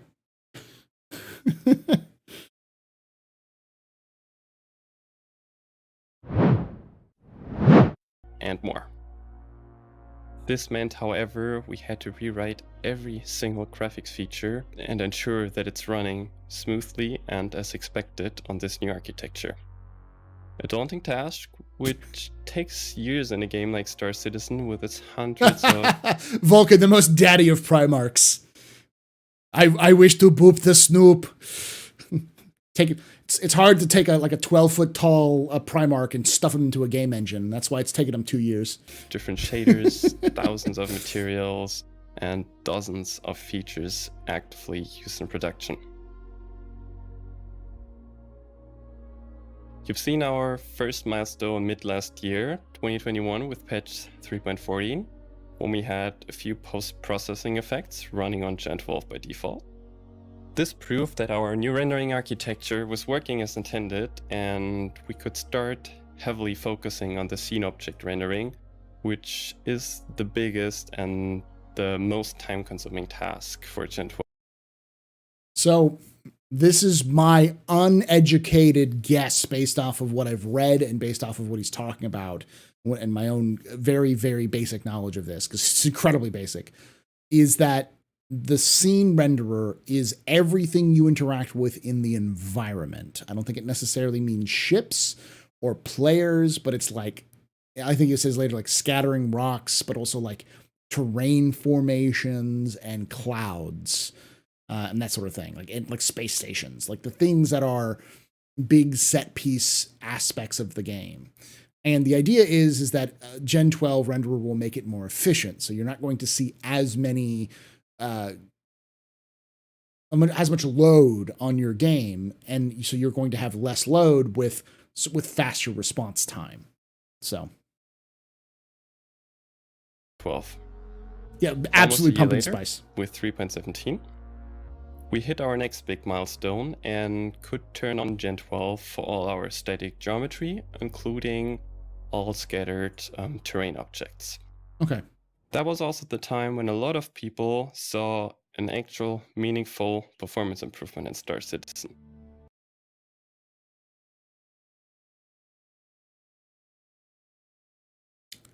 I know he's about to say this, but like, this isn't just a meaningful one. This was almost a 50% increase in performance across the board, everywhere. It's kind of nuts. Those of you who joined us after 3.17, who joined us just this year, you do not understand the struggles of pre-3.17 life. Although, to be fair, that patch, Gen 12, was just one of many optimizations we employed there. The thing is, since then, the engine is running in a sort of mixed mode, which means I remember the most of the code is running through Legacy and just calls into Gen 12, which is ported and works at the moment. This actually adds an additional overhead and is the reason why I didn't expect anything of a big performance improvement the last patch, and we didn't show anything or didn't announce anything.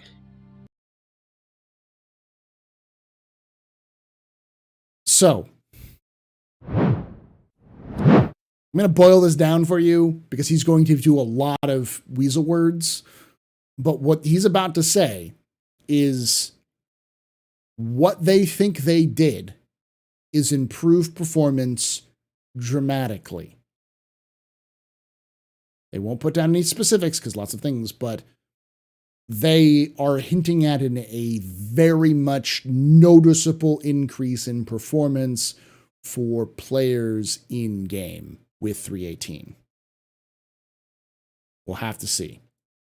But I'm happy to announce, and very proud, that we're nearly done with porting absolutely everything to Gen 12. And not just the scene object rendering, but also our new path-centric rendering system. As we speak, we're fixing the last few things to get it fully ready for 3.18. This is not a promise, but we're working hard to make it possible.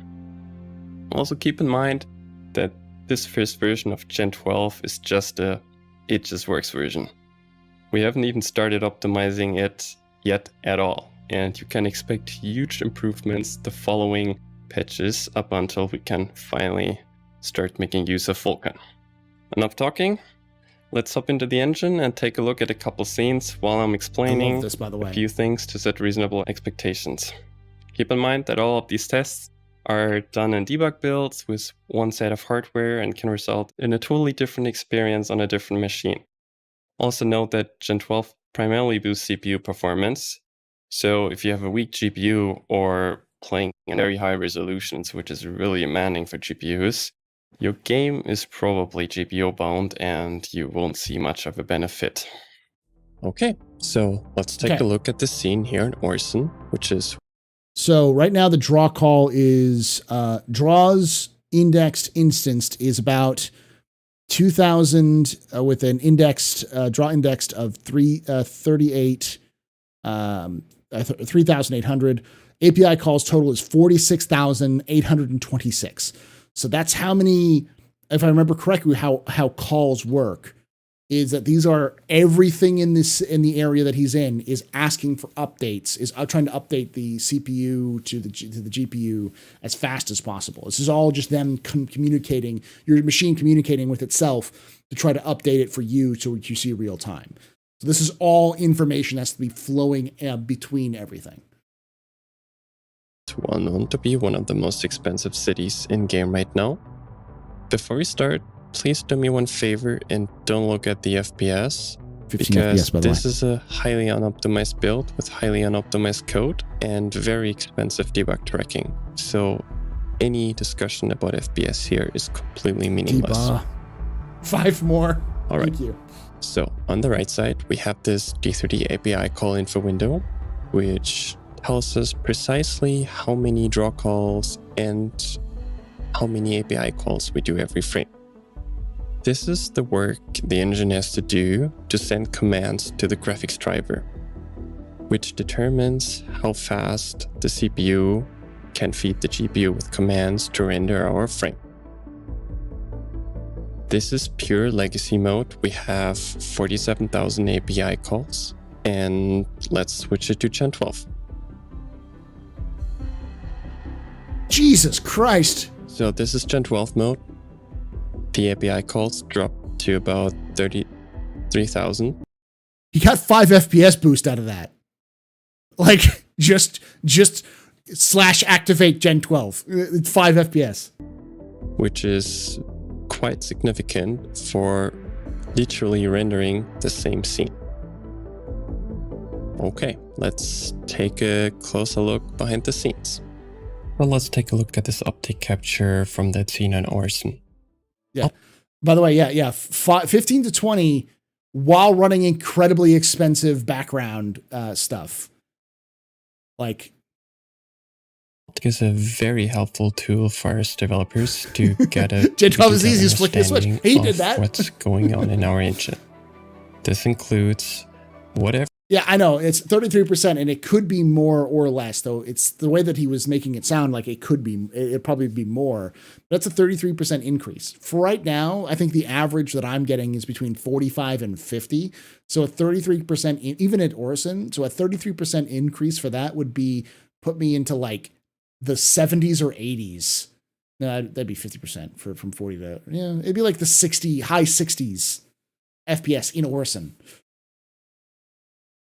every thread is doing and when it is doing it.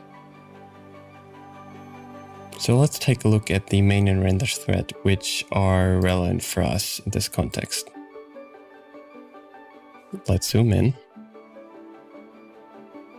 And let's take a look at one of those frames here. Okay, frame 33. So at the top, we've got the main thread. The main thread is what you could say the heart of the whole engine. It pretty much orchestrates everything, like when entities get updated, when physics get calculated.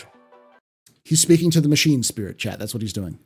When do we render, and so forth. One of the main tasks is to figure out which objects are in our view system and which objects we want to render.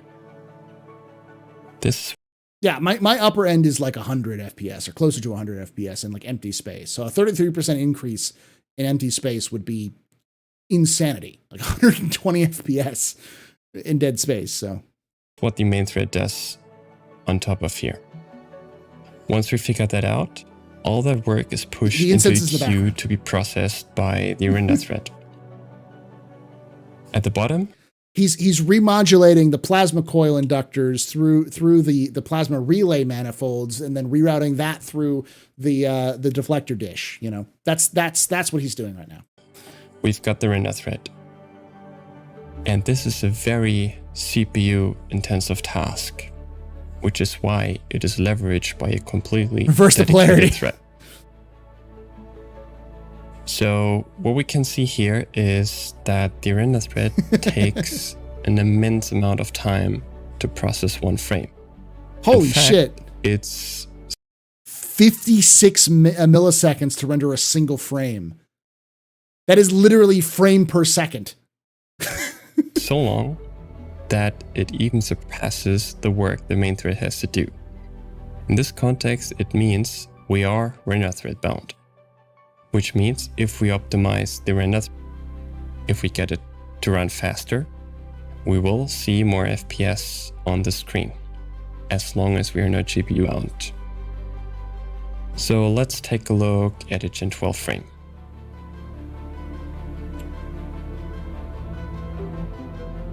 So here we've got a Gen 12 frame. Now the opposite is the case. The render thread runs faster than the main thread, which is indicated by this red bar here at the end. This means the render thread has to wait for the main thread to finish. And hence, in render thread bound scenarios, as long as we're not bound by the GPU, we will see an FPS increase.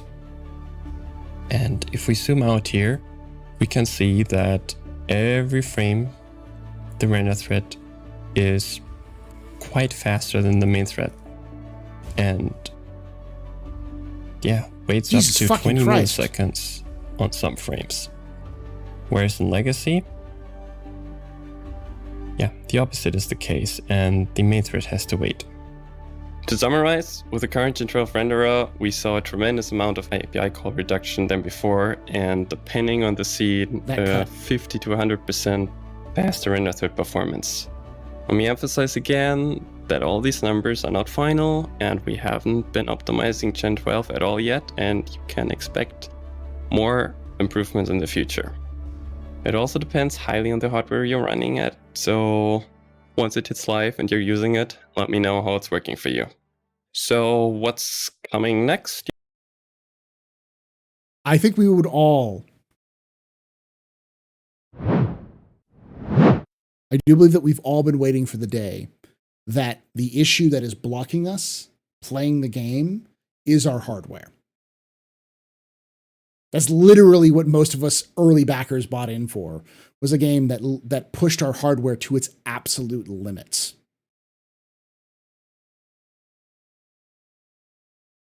That's nuts. I think that's damn near the dream. And they haven't even done the like optimizations for this yet, so. You may ask? Well, once we're fully done with Gen 12 and we can actually run Vulkan, there's still a lot of optimizations we have to do, like actually completely getting rid of the render thread, employ a fully multi-threading rendering approach, doing async multi-threading. So it means using, I believe, multiple cores in your CPU at once so that you have faster rendering overall. I think that's, if I remember correctly, I know multi-threading, I know it makes things faster, but most games don't use it. They use a single core. I could be wrong. Please tell me if I'm wrong. compute and so much more. The sky is the limit here. And since we're developing Vulkan in parallel, Jesus fucking Christ. Okay, Darj just sent me an essay to read. I'll read it out loud. The main thread runs the game. It figures out where you are and what state you're in, and how could and how cold it is outside, whether you're being shot at, whether you're hungry, thirsty, drunk, etc. All the actual gameplay. Gen 12 does not affect this at all. In parallel to that, the render thread gives us figures out how it's supposed to all look. Are the bullets red? Is the nebula green? Is your ship a chrome? Is the HUD glitching out, etc.? For each of those things, rendered draw call, one instance equals one draw call, is created. Each draw call tells the GPU, API, in the current case DirectX 11, in the future Vulkan, what to draw and where.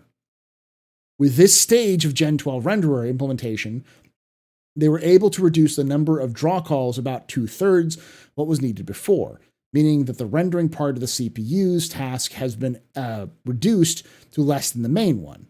In future, once Vulkan is implemented, there will be no need for a render thread on the CPU at all. It will be part of the processing that runs on the GPU, which can leverage thousands of cores to run on it in parallel and get the time needed to create all the draw calls basically to zero. Vulkan itself is much more efficient in ways that can absolutely no idea about yet, and we'll hopefully find out soon later. and 318 will only get the render thread on the CPU to run faster. This may increase FPS in some cases, but not in others, depending on what part of the entire pipeline the game is waiting on. As the game simulation's taking longest, or is the game simulation taking the longest? Won't help is the GPU struggling to actually draw everything. Won't help. For the game simulation to run faster, that's a different team's responsibility. For the GPU to be able to draw a frame faster, hopefully Vulkan will help there. Effectively, hey Deepa, effectively what Darsh is saying is that this will not necessarily help you if you have a beefy GPU, just if you have a good CPU, and may not give you significant bonuses across the board. Is that what I'm getting there at there, Darsh? Until they get Vulkan in. And I have seen comparisons of Vulkan running Doom 2016, and the fact that you could run Doom 2016 on a fucking potato at 100 FPS was insane. Vulkan is a very efficient engine for what it needs to do. So. Overwatch 2 using Vulkan 12. I got 550 FPS with my 4090. Whew. Parallel at the moment. It is to be expected that once Gen 12 is fully working, it won't take long for you to have it in your hands too. He's just saying that it won't, like, once Gen 12 is fully in, which is, I think, 318, maybe 319, that Vulkan should be shortly thereafter, if not the same time. Not 318, but shortly after 318. But more about that in the future when it's actually ready. But in 318, this may help hangups and if your GPU is very beefy. Last but not least, a big shout out to everyone involved in getting Gen 12 ready so far. And yeah, I hope you like this little sneak peek into the future of Star Citizen's rendering engine. And feel free to drop any questions in Spectrum, and I'll gladly do my best to answer them. Thanks. So what did we learn this week? Well, we learned that resource planning is an essential step to ensuring Don't your abuse artists drugs, and designers are working efficiently to deliver locations like the new underground facilities quicker than ever before. That the new underground facilities themselves are already in production, and you can bet we'll be following along with their progress ahead of their scheduled release next year. And that the new Gen 12 renderer looks to relieve much of the current CPU bottleneck in the persistent universe, and that work will still continue after the next major milestone in the upcoming Alpha 318. Now don't forget that this year's Day of the Bar Halloween festivities are going on right now. You can check out all the details on the robertspaceindustries.com website. And if you're looking at what this new set and wondering what the heck's going on, maybe you should check out this year's CitizenCon 2952 full broadcast, which is available now on both our Twitch and YouTube channels. For Inside Star Citizen, I'm Jared Huckabee, broadcasting from inside the only constant. We'll see you back here next week. Very good.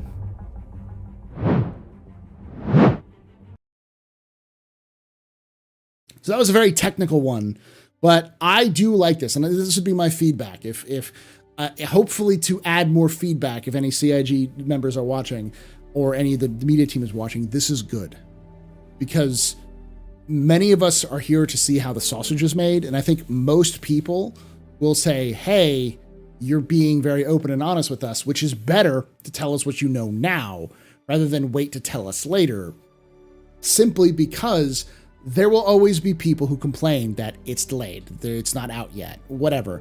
Those people will complain no matter what. They're in every community. They've existed since the dawn of time. But if you're open and honest and talking to us, it's a lot easier when someone says CIG is not transparent with us, to just go to point at something like this and being like, what the fuck else do you want? They're giving you their fucking sprints, not sprints, what is it called? They're giving you their agile calculations in front of your face. They're telling you how many hours they think it's going to take for them to do something. Do you want their DNA? Is that what you want on top of this? This is the kind of thing that helps with that. Yeah, this is good. So this is, and I think this gives a lot more ammo for people who are trying to show that CIG isn't just some evil scheming billionaire in the basement somewhere cashing checks, you know? This is just how the sausage is made. This is all way back to the Mama Pig and Papa Pig. Fucking, yeah. So.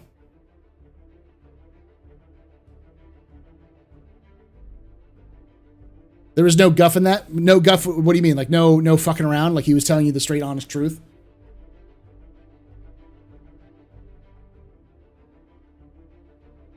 With a 3090 and a 1200K, 27K, I can get near 60 FPS in Area 18 in Loreville. That's with hyperthreading off. Someone's asking what my speed is. I don't know what my speed is. I'm not that much into the technical side of things. I mostly just try to buy things that will work together and that can best function for what I need to. I think it was 11700K is what I have, and I haven't overclocked it because I haven't wanted to fuck with that.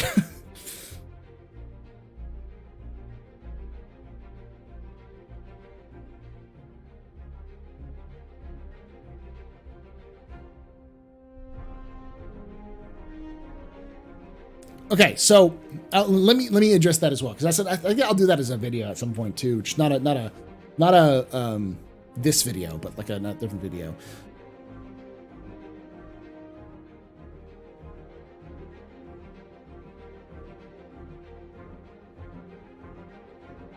It's not plenty beefy? What do you mean? It is plenty beefy, yeah. Sorry for being off topic, but did you play? I haven't played Victoria 3. I don't play a lot of strategy games because, as I said before, I'm bad at them. And I have to really kind of learn how to play them first before I try to play them. So the project planning and technical aspects were both accurately planned and articulated. Even if you're not a specialist in the gaming area, you can translate what was being meaningful terms of progress. Remember, they have to report to their bosses, who need to understand even more than we do what they work on. And it's also important to remember that this is a company that is not small. This is a 800 to 1,000 person employee or person company, stretched over four different countries now. So they have to be as accurate as fucking possible for everyone to talk to each other.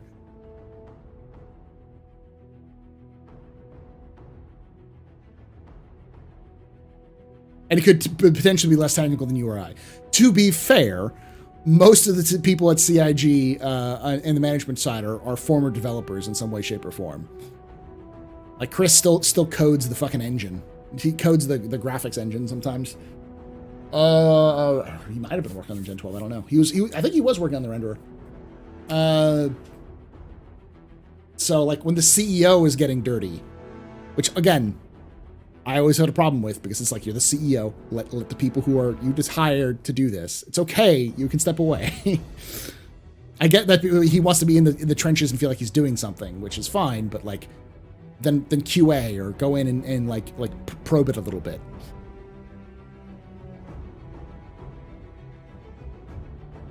Help them troubleshoot things. Don't try to run the whole project.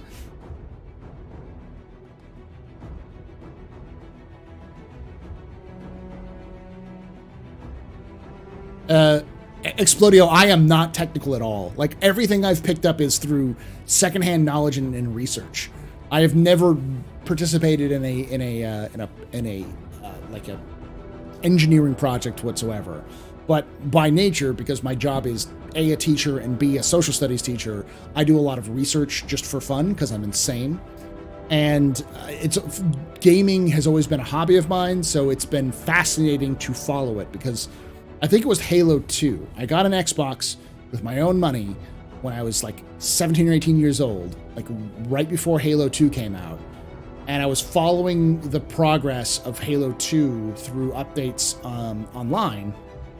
And that really got me into looking at how games were developed, and began to look up anytime I would be getting into a new game. If I hear a new game, I would try to look for all of the dev diaries and everything I could get my hands on to kind of learn about that.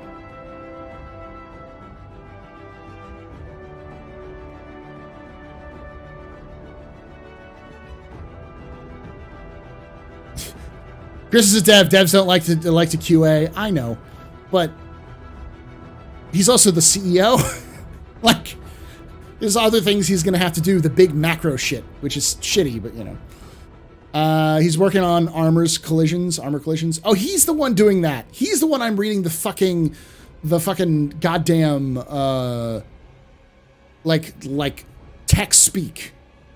Is he the one writing that shit? Chris, fucking English, please.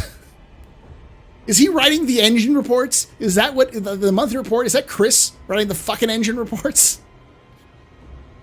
Because it sounds like gobbledygook.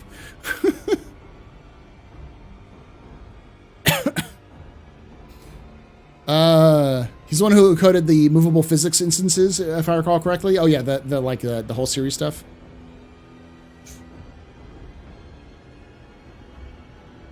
$5 years? Holy, what do you mean, Velocity?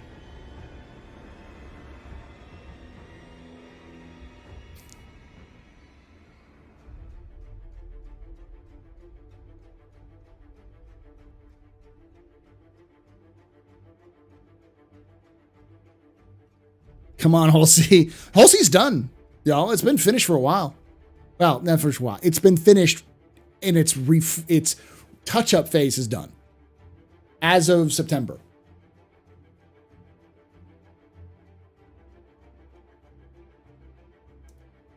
Do I know what CIG's daily budget is? Where are they at financially?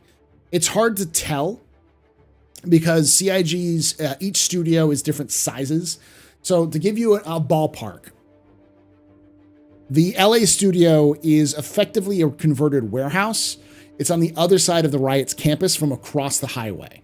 There's like a highway that bisects it, kind of goes up into a ramp. And then on this side is CIG, and on the other side is all of the Riot campus, which is huge in comparison. I want to say there's about like maybe 50 people working in LA. I could be wrong. There's probably more than that, but like there's enough space. They have a pit that's like, I'd say 20 people could fit in that pit about. Then they have the writer's office, which has 4 to 5 people in it. Then they have the offices for like Chris and the marketing managers and all those sorts of people. And then they have an upstairs that has like artists, which has like 10 or so people or something like that. So I would say they have offices for about 40 to 50 people. Then Austin, which I've been several times, is an entire floor, which is between, I would say, 50 and 100 people at Austin. Montreal, I think, has like 100 people. I think they're aiming for 100 people, so I don't know where they're at right now. Then Frankfurt and Manchester are the bigger ones. Manchester has like 500, 600 people in it. And then Frankfurt is closer. It's like 200 people. As of like last they mentioned, it was about 700 people, 700, 800 employees is what they have. And they're shooting for 1,000 employees just at Manchester by 2025.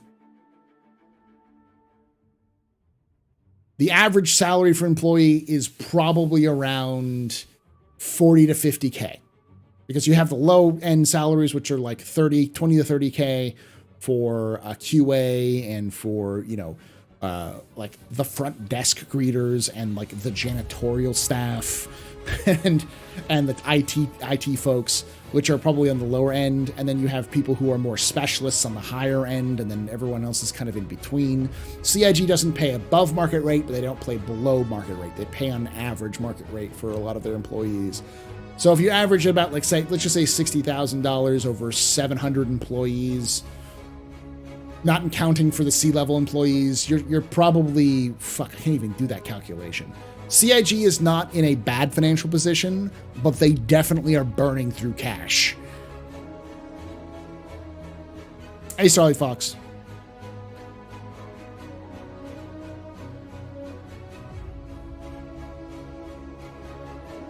Yeah, brother, I got the steel box of Halo 2 on launch. I still have it too. I think I still have my steel box.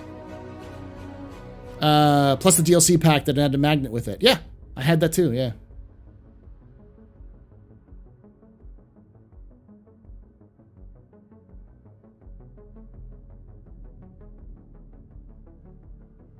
They're having trouble finding space for everybody.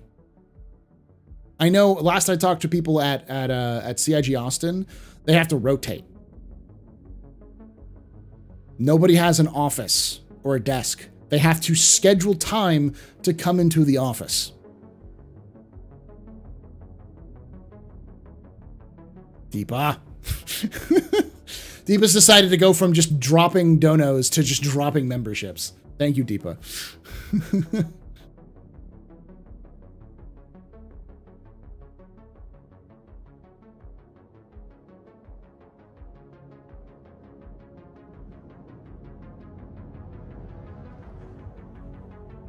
600K at 750 staff is 45 million. And that's not including health benefits. That's not including the cost of running your machines. That's not including the rent or any kind of payment you have to make for these offices.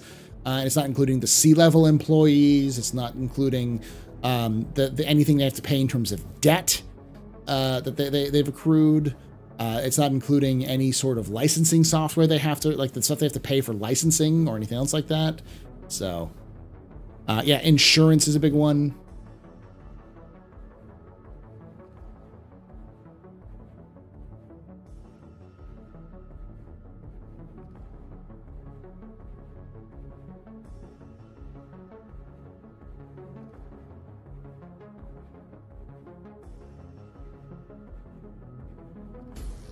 Yeah, there's a lot of things that have to go into that. Power and rent, yeah.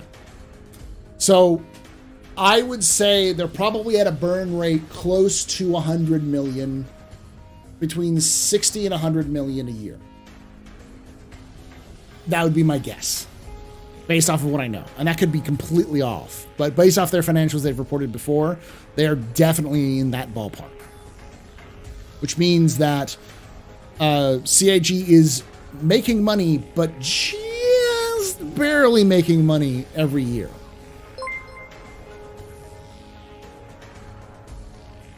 Thank you, Deepa. Yeah, I didn't think about it. Legal. There's at least 2 members of the legal team, if not more. Yeah, there's lots of stuff like that.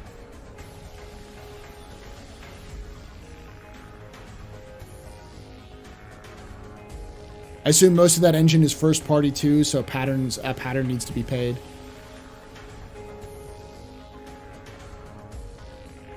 Wait, I can claim on taxes.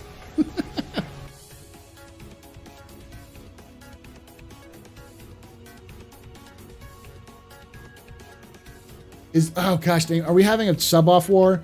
Ghost has dropped 5 subs, Starlight's dropped 5 subs. God damn, y'all. And yeah, so Deepa's at 20 subs, by the way. Yeah, Toast is still the legal assistant for them. Thank you, Starlight.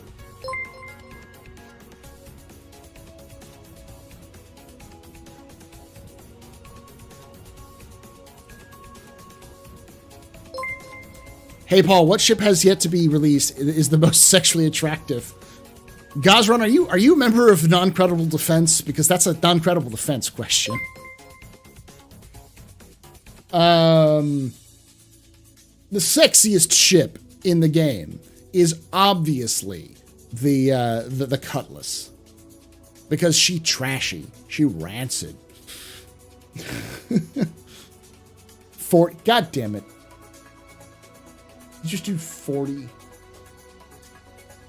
Oh no, you just dropped 20 memberships, and you dropped. It's. Yeah, like, all right, you're at 40. 40 memberships. Paul needs more minis to paint. Listen, like, no joke. I will, if y'all want me to. The new sets are coming out in November. I'm gonna buy it anyways, but I'll paint them live on stream. You know, on like a Mondays or something like that to go through them. I'll try to save those for the stream.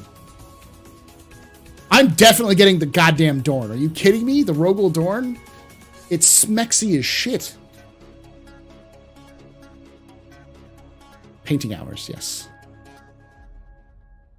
The Ender, have you seen the orbs on her? All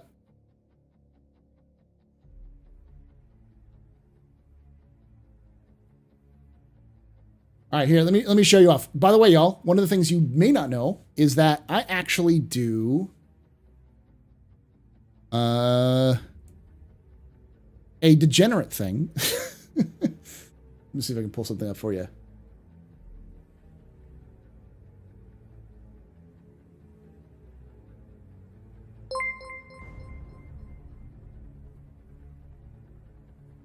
Here's Stellar.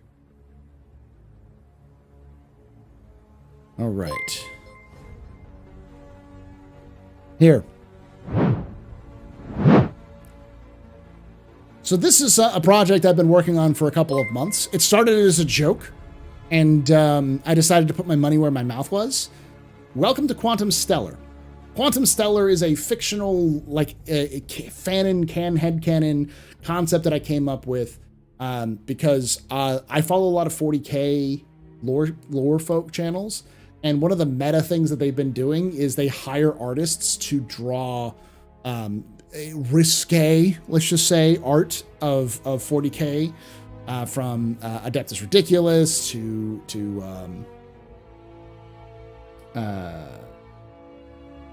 Major Kill and so on and so forth. So I decided to not go that explicit, but I came up with my own concept. All right, so hear me out on this. What would free-to-play mobile games look like in the 30th century? So I drew heavily upon like the kind of gacha games that you see now on mobile games. And I decided they're already doing it on objects as cute waifus. Let's just do ships as waifus. So Major Kills, he does lore for 40K. So as a result, this is, for instance, the Avenger,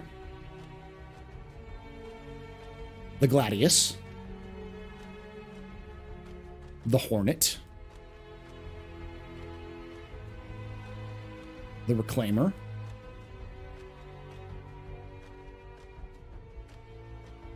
the Saber, and there's also two other ones I got to find at some point and put them in there. But I also have the Aurora and the Mustang. So I haven't done the Mantis yet. There's also a new one that was done, which is the MSR. In fact, let me get that so I can show you the MSR. But it'll be very low quality because the actual high quality one is on. It's currently on Patreon. So that's the other thing that I do is it's all like all of these images are first on Patreon, so you can get them first, and then I release them to the public later through Twitter and other places like that. So it's kind of like a side thing.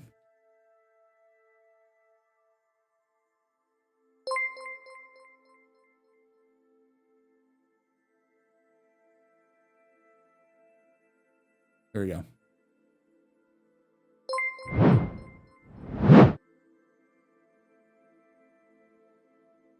The MSR. So there's two artists who've been working on this. Goddamn, I'm just turning that off now. It's Fizzle Fuse and another artist by the name of Index Regalia. They're the ones who've been doing most of this stuff. So, yeah, let me see if I can find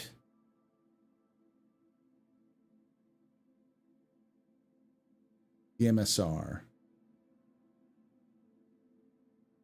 Aurora chain.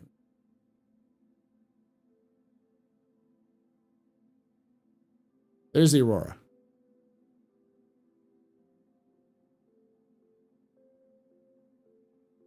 Oh yeah, this is actually a better one.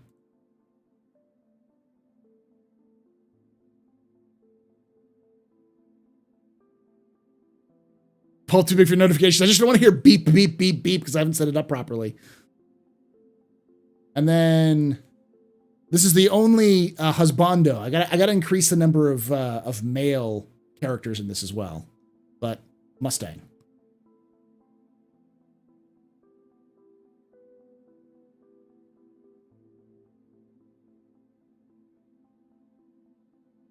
So That's where I'm spending all of your money, chat.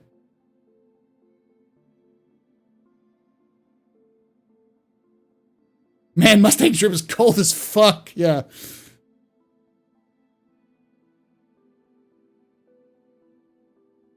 Money well spent.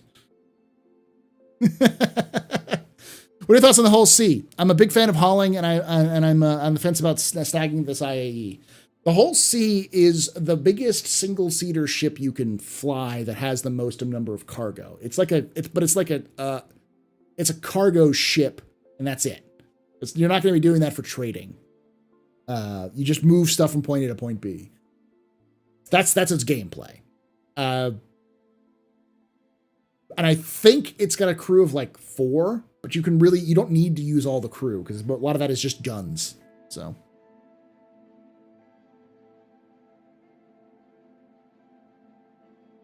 What is the significant other thinks about it? She thinks it's cool. I think I showed it off to her. She knows I do that. And I explicitly was keeping this as PG as possible because, like, that's not my point. I'm not going to sit here and be like, yes, porn, because that's just not who I am. But my brain farted. What I was going to say. Yeah, brain fart. I forgot. 2 girls, $1. The whole speed should be husbando because, well, that was what I was thinking. I was thinking the whole series should be like, and the larger ships should be more, some of those larger, especially those cargo vessels should be more like masculine and stuff like that. Ship waifus. Oh yeah. I'm sure they would be very upset about it. You're still a teacher, right? They must be PG. Yeah. Oh, that was the other thing. So this was a joke because I stated the joke, and who was it? John Crew specifically said not to do it. I put it on Twitter that I might fuck around and do this. John Crew said don't. Don't tell me what to do, John. Never tell me what to do.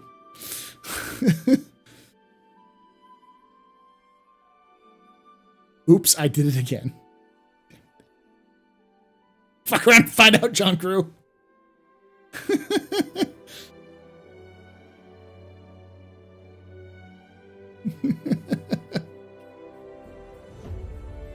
So, at some point, now that they're in the new office, I'm going to print out all of those ships on nice glossy posters and send 1 copy to John Crew and 1 copy to just the office itself.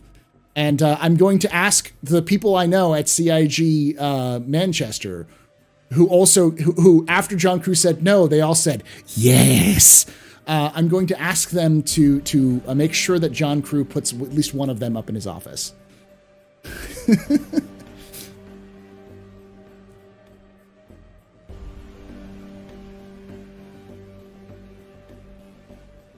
That's how Paul wound up with 3 times more unmultiple redeemers.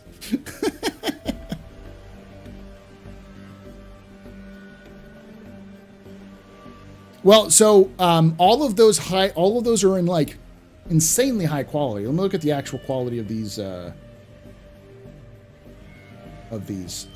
size. So like Avenger, which is my favorite, I'd say. The Avenger did really, really good. All of them are really good, but that one like really nails the Avenger. Sharing sign.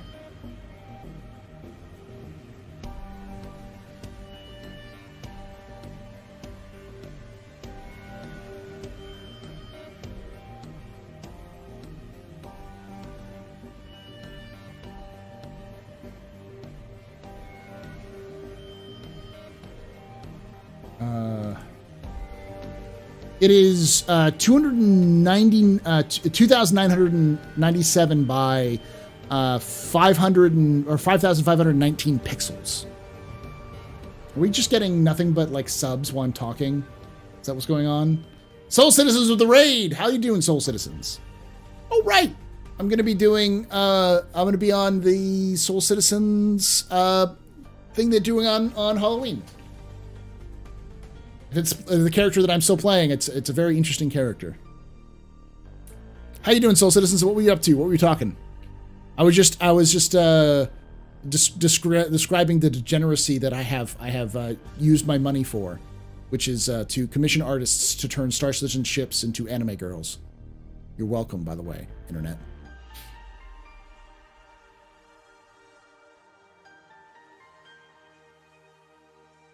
Just ISC. It was pretty technical ISC. It was very juicy technical ISC. Hey, Fastcard, how you doing? No. And then Deepa's out over here throwing out another 20 memberships everywhere.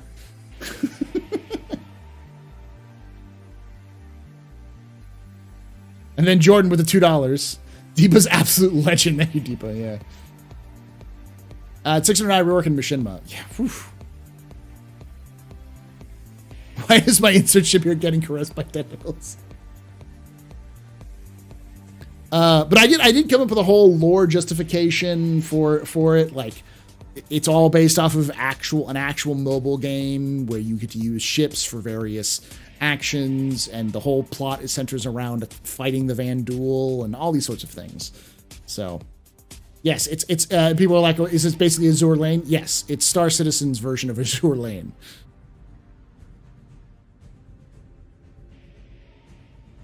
No problem, Sharks. I don't like to talk about it a lot because for me, I'm not going to go into details about it because it's already, people have already unsubbed from me because of what I've said to it. But and I don't want to, like, there's no ill will I have towards Montoya because I understand his concept. I know where he's coming from. It's just, as somebody who is pansexual, came out of the closet fairly recently because, and it stayed in the closet for a very long time. For this reason, because, like, I know that communities like Star Citizen are not very welcoming to people like myself. So, you know, I just didn't talk about it. But, like, I understand what his point of view was. But I think that a lot of people don't realize the impact they have on minority communities when they talk about things the way they do. I don't want to do a video on it because it's just not the content I want to make. But I also know that when other people make content about it, especially people who aren't part of that situation, it can come across as pretty fucked up. So.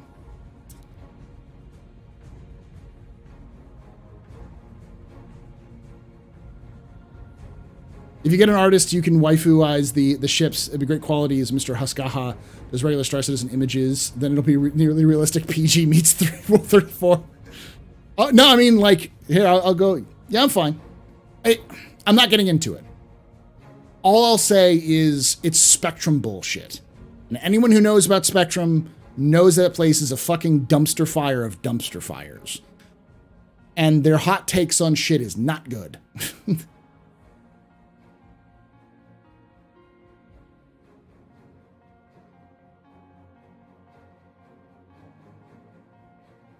I'm here. Yeah, I'm talking about this and then talking about the other, talking about the serious thing while I'm talking about Star Citizen waifus. Here, to take the edge off for those who just came in, I'll show it again and cover your eyes. It's not lewd. It's no way, shape, or form lewd. But for those who just came from Soul Citizens, this started as a joke and it has evolved since then. Say it one more time. Welcome to Quantum Stellar, which is my concept of a free-to-play mobile game in the 30th century. What would that look like? And I said, turning ships into anime women. So, yes, the joke about this one was very ara was the theme that the artist was going for, because I give the artist pretty much free reign with what they want to do. So obviously it's an Avenger. Avengers are cop cars. You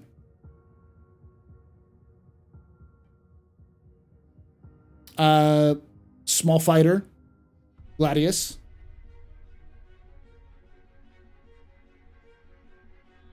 cocky hornet.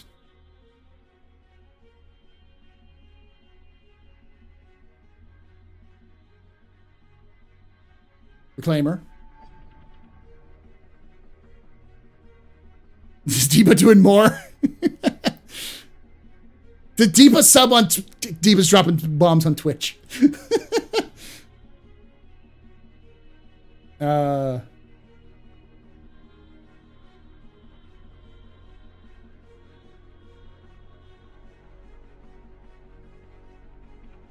Thank you, Shark Bites. Yeah, thank you.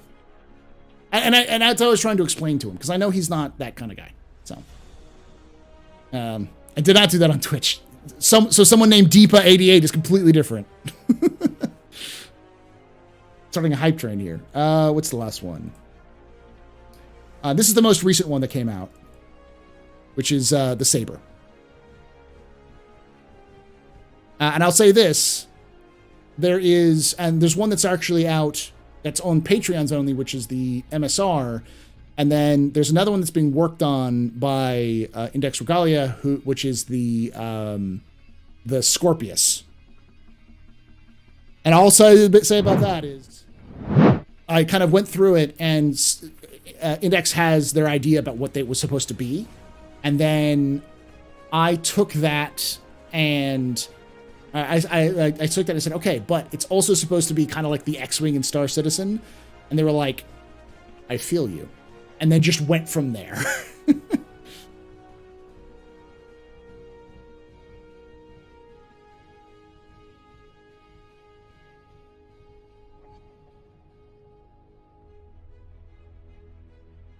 Did it add again? Okay. And the concept of this is, if you are an artist and you were inspired by any of this, go nuts, have fun, explore. I'm not here to tell you to be artistically anything. Go nuts, do your own things if you want to. Explore that. I'll do the 600i if you haven't commissioned one yet. I'm an artist. Sure. I mean, just tell me your rate and I'll give it to you as soon as possible. What's their number? Not me thirsting over ships.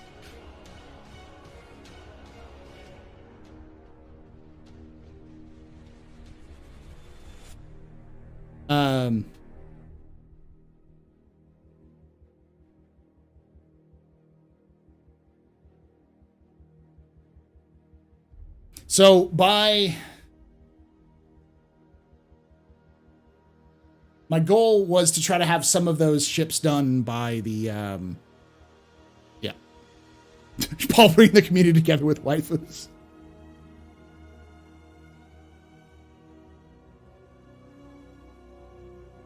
Yeah, just hit me up. Like, let me see if I can do. I'll type this out in both. Just send me an email there, Shark.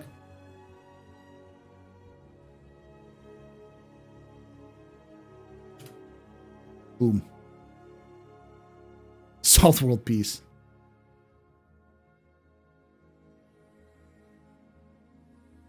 Ooh. Okay, it's a little intense there, Talonsbane. The idea that Index was going with was small big boba. Big boba. Tiny big boba was the original kind of like initial idea that they came up with, and they've evolved it since then, so. I'm making ships out of these shirts out of these waifus. There's Buster. Vinifica herself is joining us. How are you doing, Vinifica? How is your one night of the year out and about? Torturing souls?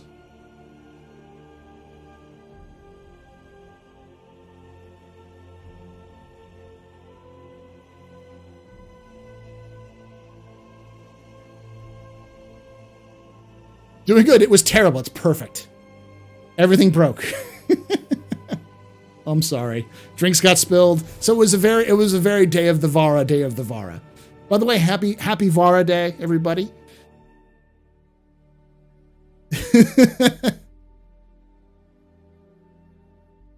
Congratulations. Thank you for voting, Trouble Magnet. Those United States, early voting may be available for you as well.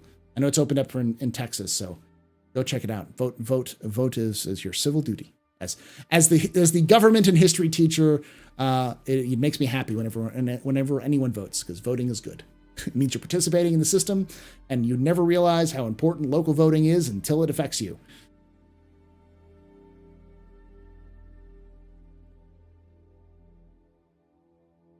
Varrific, yeah.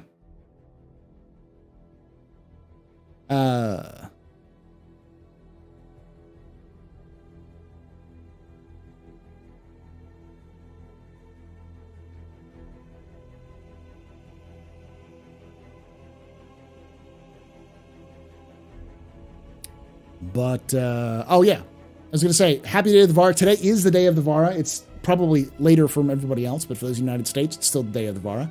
And I'll do a quick kind of little, holy shit, we are shattering, what? What's going on? Why are the subs being dropped everywhere? You got everybody watching? Nice.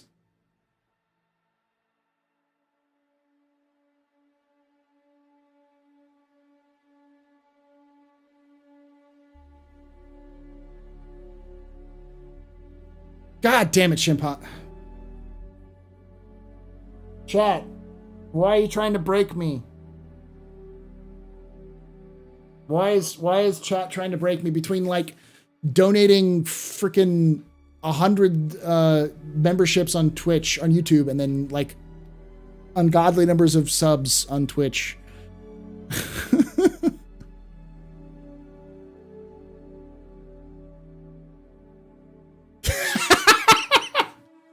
My brother in Christ, you told us this money was going to anime girls. What else would we do? Oh, fuck me. Okay, yeah, that makes sense. I'm using this money to hire talented artists to draw anime waifus. Chat's just like, wallet.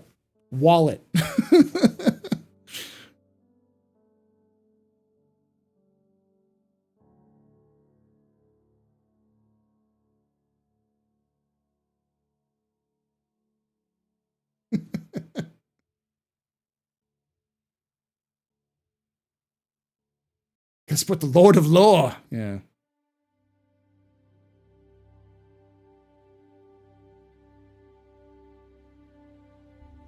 Because we love you, Paul. Now make more waifus. Hey, listen. I don't make any of this. This is just me paying talented artists and saying, here's the reference material. Here's some ideas. Go nuts. Be creative. And Fizzlefuse is a Star Citizen backer. He's a professional artist who's also a Star Citizen backer. He's the one who I kind of tossed the idea. He approached me being like, I'd love to try this. And he's the one who's done like the Hornet, the Aurora, the Mustang, the Reclaimer, and the MSR.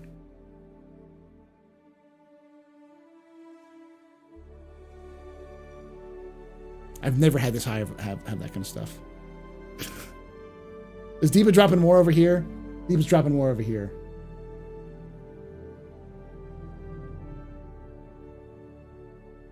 I came for history and pub and stayed for the waifus. Okay, I'm done. Okay, Deepa. Thank you. Yeah, you can actually get a hype train. They're unlimited. There's an unlimited hype train. You can make a hype train run forever. I've seen like level 50 hype trains before. If you ever commission a Vandal Void Bomber. Okay. Let me do it this way. Chat. If I took some of these, I'll talk with my artists about this. If I took some of these and turned them into posters, you could purchase. Nope, I can't do that because they have the ships on them. If I removed the ships and then put them on posters for you to buy, would you buy them? Because if I left ships on them, then it would be Star Citizen's property. But these are just inspired by if I removed the ship. I would buy them, yes.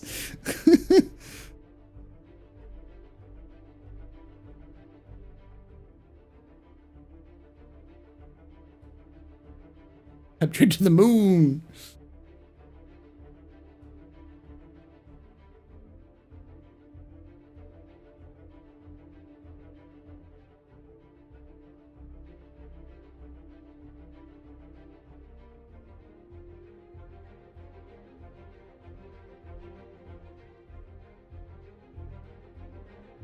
Could I still put in the ship name and take out the ship? I mean, the name itself isn't necessarily, I could use the name for it. I don't think CIG, I'm not gonna, if I put down like RSI Aurora, it would be a complicated issue.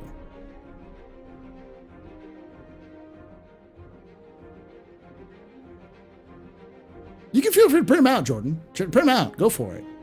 It's just more of a like, if people want to buy them, I'll sell them. I don't make any money off of merch, like at all. I don't even rely on merch really.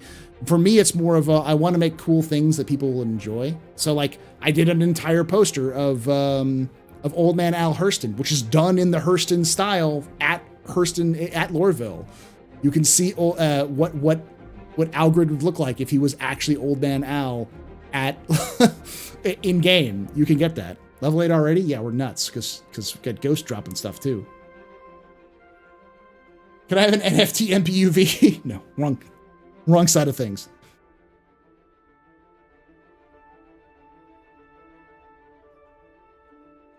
By the way, thank you for the two-part video on complete history of Star Citizen, by the way. Oh, it's not done yet, Caden. It's not even close to done. But thank you for thanking me, I guess. But I'm insane because there's probably a good at least 10 more of those videos. At least.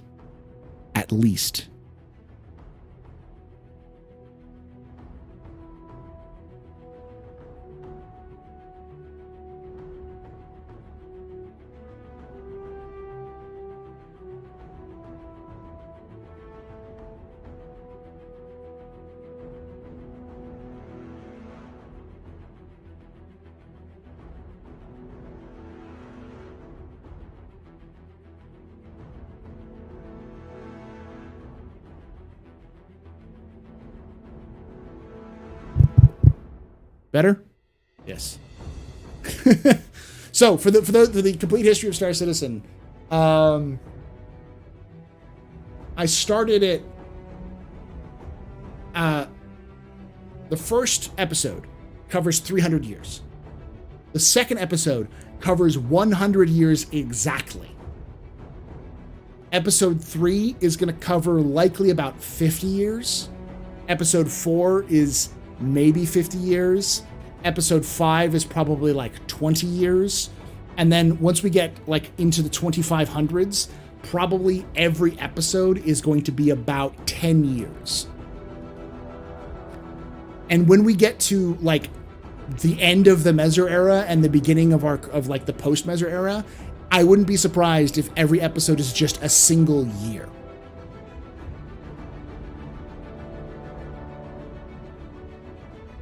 We are currently at 2380, I think. 2380 is where we're currently at in the complete history of Star Citizen. That video series I'm doing. Like, part of me is doing this just to spite, because a lot of people are like, Star Citizen doesn't have deep lore. Bitch, what? I'm sorry. Let's rewind this. I am already at over an hour of content, and I have at least 10, if not 12 hours of content left to even get done to like the modern time period.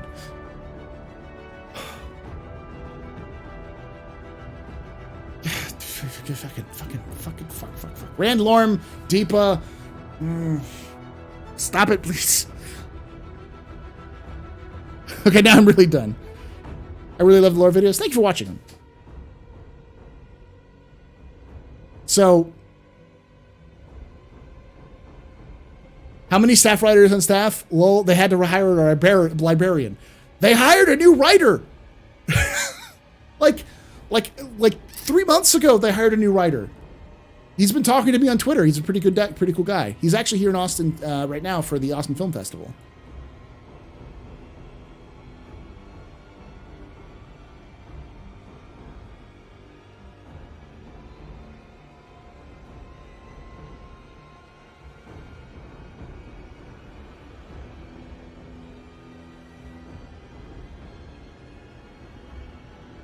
His name is Jeremy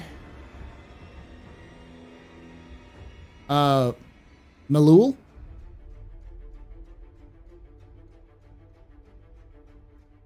He's a writer for Star Citizen. He's made a comic book called Far Away by IDW. He's a screenwriter. He does tabletop design. He's worked at the Dungeon Masters Guild, and he is a translator. He speaks French. He's taken French comics and translated them into English. So he actually has his own YouTube channel too. There, I'll make you go watch it. So if you want to know, he's probably the most accessible writer. Here's his website.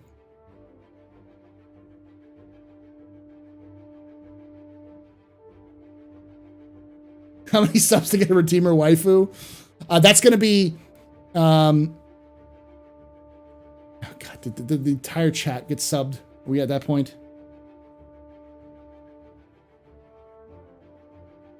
Almost the whole chat. God damn.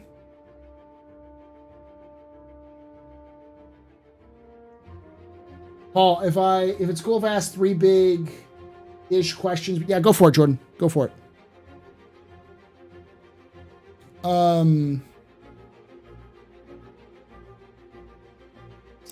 Yeah, that's the gentleman in question, Jeremy Moole. They are, or gentlemen, I just say they. I don't know their pronouns. They do YouTube. They have a small YouTube channel which chronicles their journey as a writer. So roll ads. Okay, I'm gonna roll ads.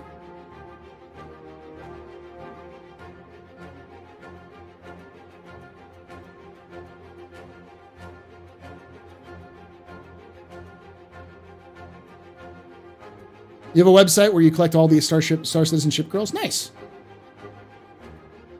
Feel free to put them on there. Redeemer ship girl, do I have to try and make that? Celine. All right. So I'm going to have to show this again because people are showing up and being like, Paul, what are you talking about? Celine, you would appreciate this.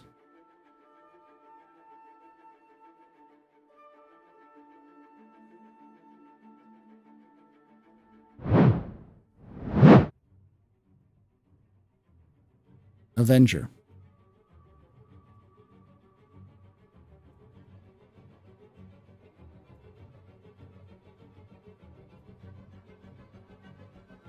Gladius. Hornet.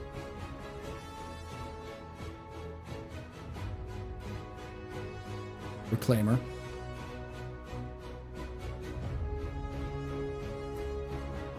Saber.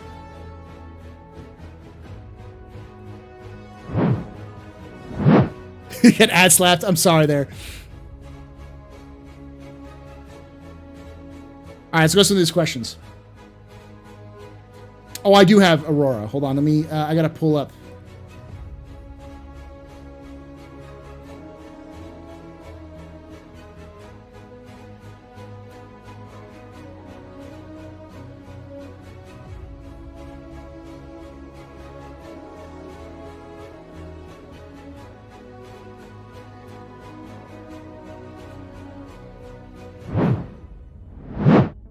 Aurora.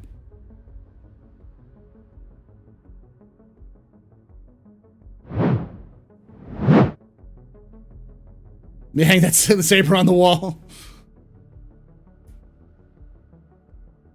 All right, let's go through some of this. So the first question was asked, do you think push and pull will make it with 4.0, and how much change will we play? How much change will it change when we play? Do you think it should make it? I don't know if it'll make 4.0. I'm pretty sure it'll make at least 4.1.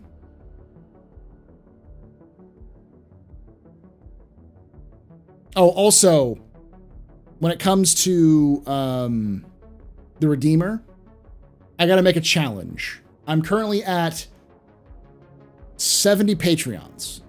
At 100 Patreons, I will have an artist do the Redeemer in multiple outfits.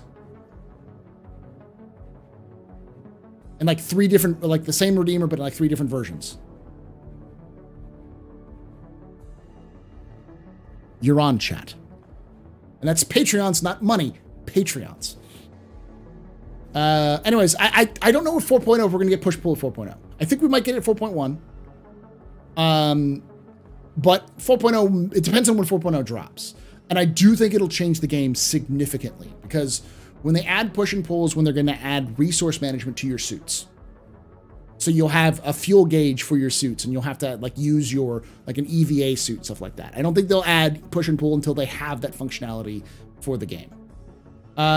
Whatever happened to the Pico Cave, and could things like that be scattered at random points in planets to be good and abundant sources of exploration given the huge planet sizes?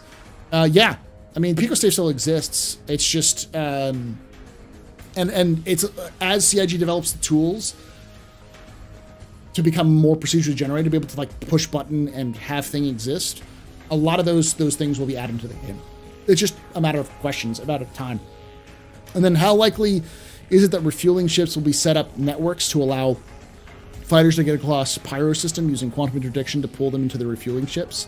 There's no real need to do quantum interdiction. You can probably just set up, because we don't know how the scanning system is going to work for long-range scanning or any of the other things. Because like I can almost guarantee you that quantum boost and the new movement system will be in likely around 4.0, just because it's such an important thing to get done.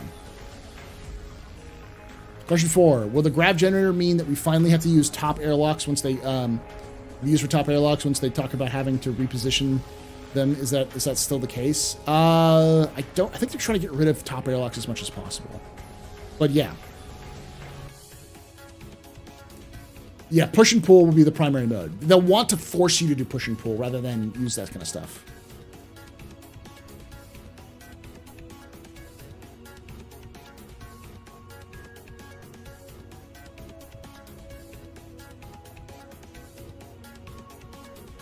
Push and pull needed to install proper bunny hop and conga line dancing into the game. Sounds like it need to be at least not New York Eve systems.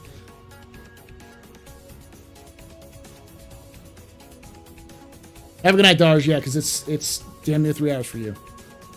Good morning, really. Yeah. Bye, Darj. 890 jump crews will have to have the skimpiest uniforms.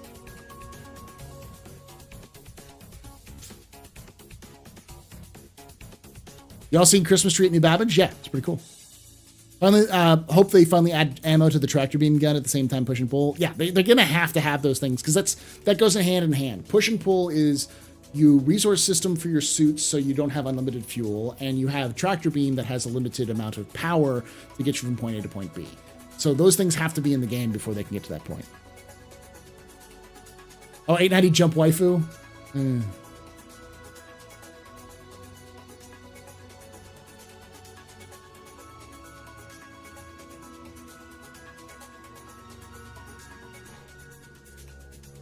Oh yeah, I'm definitely interested in seeing how Drifts will use push and pull. When do you think they'll remove the no pew pew zones? After 4.0. Pretty much everything that needs to get done in the game is going to happen after 4.0.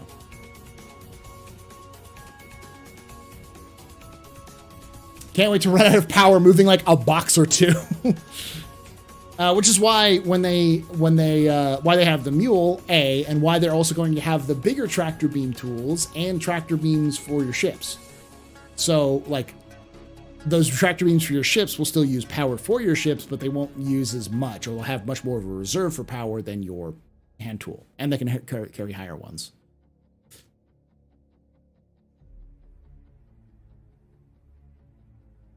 You get an AstroPub barmaid waifu. I mean, we can see that. Yeah, the Nomad, the 315P, the Taurus. All of these are going to be very good ships for moving cargo because they've got those tractor beams. Have a good night there, Phased.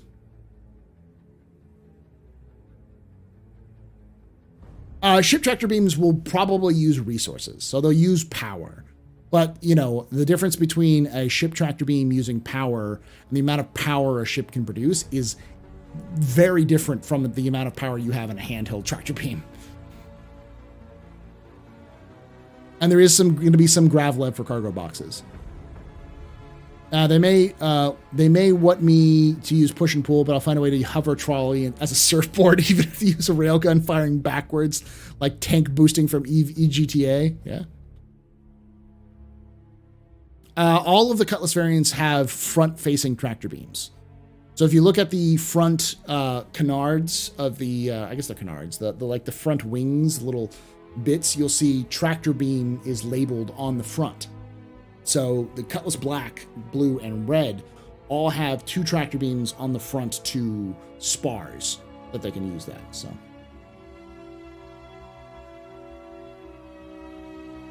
I don't know what the size the 315P's tractor beam can hold. I don't know if it's going to be a 32 SCU container. It'll be whatever the biggest you can fit into that cargo hold.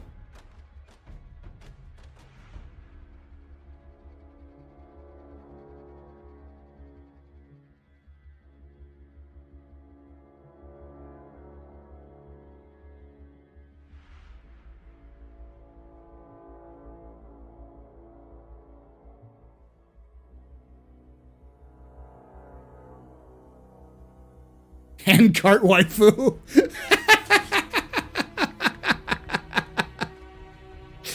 Oh God. I've created monsters and I love it.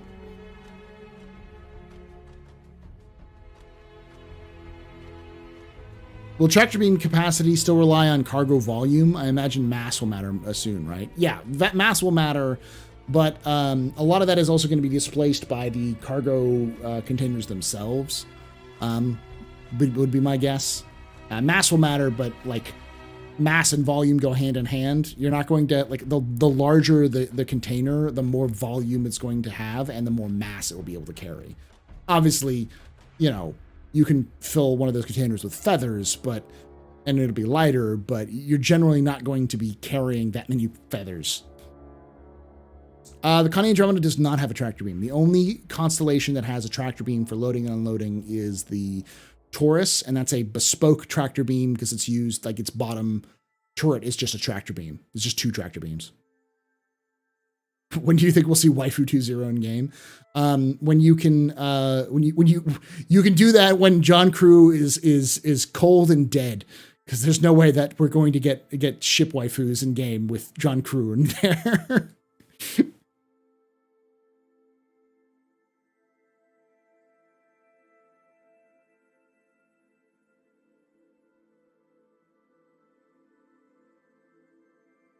Those of you who don't know the story who came in lately, I'm going to say this again. It was a joke. I did it as a joke. I mentioned it as a joke on Twitter, and I got some very affirmative action. For those of you who don't know, Galactica, the social media manager of Star Citizen, is a weeb.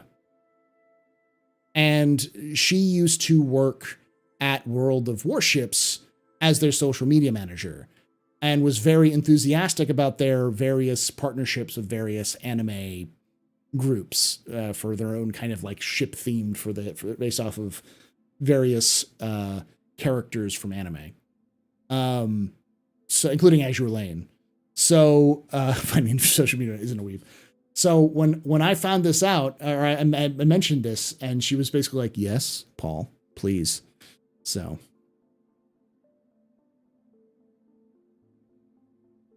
I just got a gift sub, even though I didn't even know AstroPub was live. No problem, JL. Does the Hornet Heartseeker actually have a pinup on the front? That's the question I've had, because I thought it was just the heart. I didn't know if it has the actual pinup girl on it.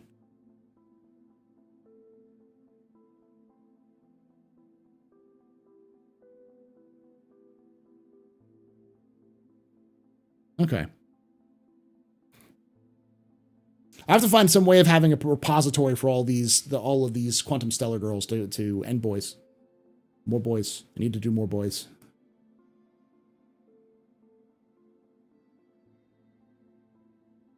Oh, shit. I forgot. You said the Cuddy. Hold on.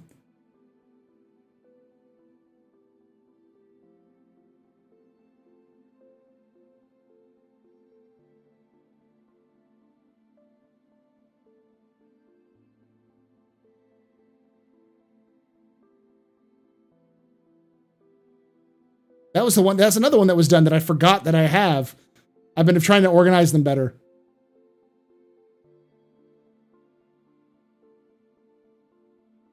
Here we go. I also have this.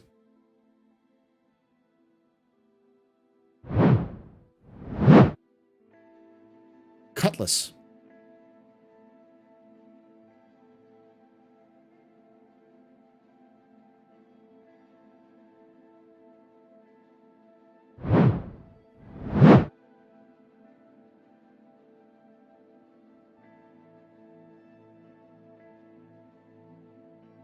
Scorpius is actually currently in the works. The artist is busy working, so they have a day job, and the art thing is a side job. So when they're not working, they'll work on it. Speak of the devil. Have a good night there, Jordan.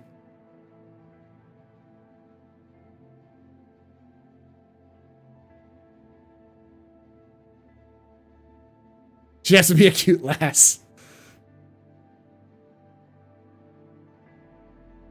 I mean, I honestly think that CIG is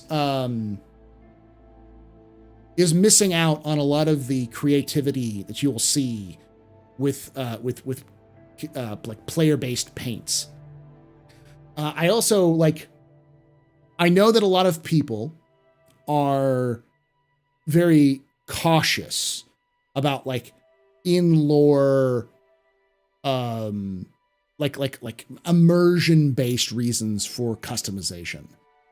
But I have to constantly remind people that they have legitimately pink skins that you can get for actual rifles. Like planes and cars and vehicles and tanks have official government issue for all of those have anime girls on them. These are things that exist in real life. For real.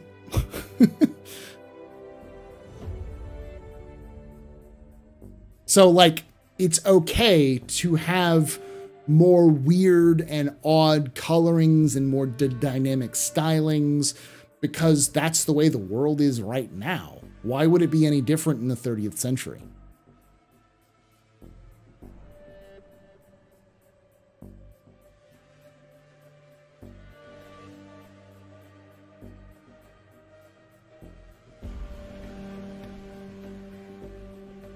Have you seen the Reddit for petition to make waifu mascots for every MISC ship? Okay, so I haven't, but that is actually the backstory, Robert, of that's the backstory of Quantum Stellar. So again, all of these girls I showed you, I made an actual lore justification for them, which was that during IAE, MISC wanted to come up with a way to popularize their ships, try to get more attention at IAE. So they hired Sakura Sun to, it's one of their marketing departments, one of their kind of thing, their advertising departments, to come up with a way to catch more eyes. And so they came up with giving each ship a personality and creating an anthropomorphized version of that ship with their own backstory, the whole shebang. And the reason why I said that is because that is, I believe it's Kimono Friends in Japan. Japan has done something similar. They've done something similar to try to get children interested into animals and other things like that as well, as educational purposes, as well as just for fun. Because I remember the story of in the Tokyo Zoo, they had they had an anime girl done up like a penguin, and they put it in the penguin exhibit, and an old penguin used to just hang out with it and love up on it and hang around it, and it was adorable and depressing. And that's how I learned more about that whole kind of push, that kind of movement that was trying to be done. And so I said, okay, that would make sense. That would, the MISC is effectively founded, or MISC and Centauri was settled by mostly people from Japan, though in lore it's a mixed version of Japan, Korea, Southeast Asia, China, it's Asiatica, which is the state.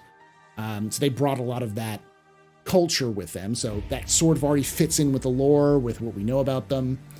And so that would make sense. And then, of course, in Quantum Stellar, my pitch for this would be the next year, Drake did the exact same thing, and they Drakeified it.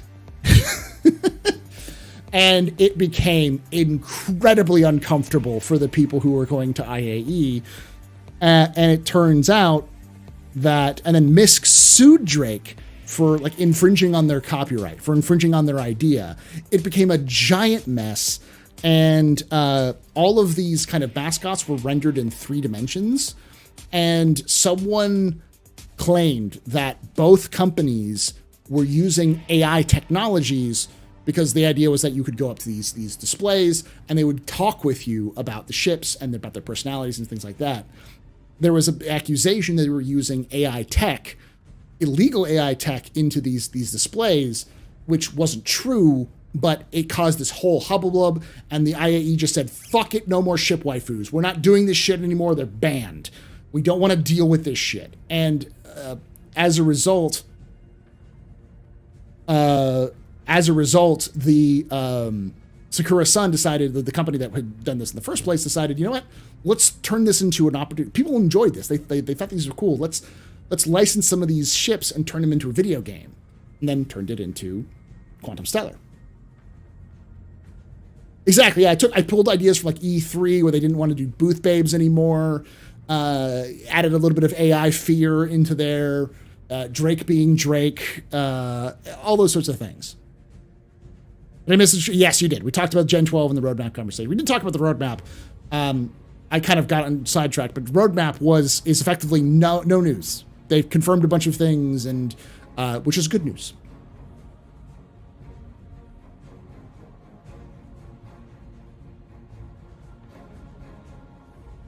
Like Miss Babbage? Yeah, kind of like that. No, you were sidetracked.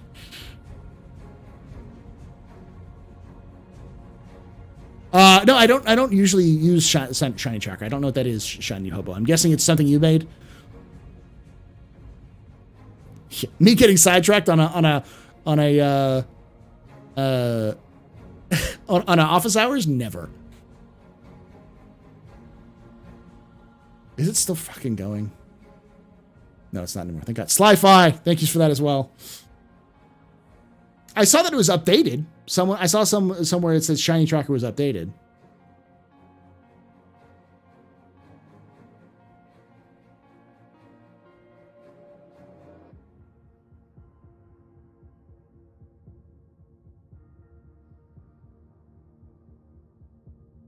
Oh yeah, from Laser Pig's Moskova video. Oh yes, I remember that. Effectively, no news we didn't already know, but no news is good news, which means they're still on track for December, at least in their own mind.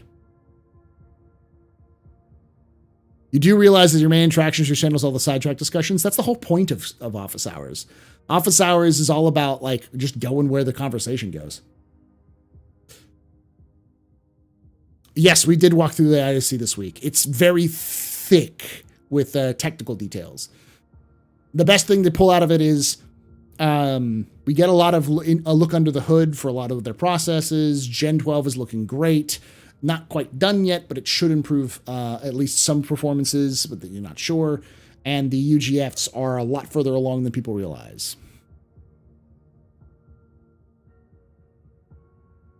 Yes, it's an analytics tool that provides Delta report for the progress tracker. I help with the subreddit news team with their reporting. Okay, cool. Oh my God, Babbage Patch Kids. Oh, fuck. Would I be allowed to do what I asked earlier? I think it'd just be cool to share it. I mean, were you the one? I thought you said you had one. Are you saying do you want to put one up there? The seminar? What were you asking? I thought I remember saw someone saying that they wanted to do like a full thing. So Misk and Drake made in-view versus VTubers effectively.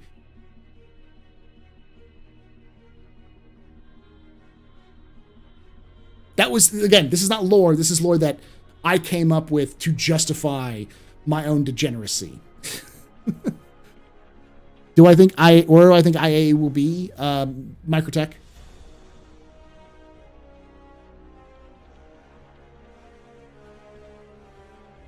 Oh, yeah, feel free. Feel free to post progress pictures of the kit plane. Feel free. Is it based off of Star Citizen ships? I do a lot of analytics on team breakdowns, and it lets you see all of the chapters that aren't mentioned, such as Chapter 8 being added finally for Squadron. Yeah.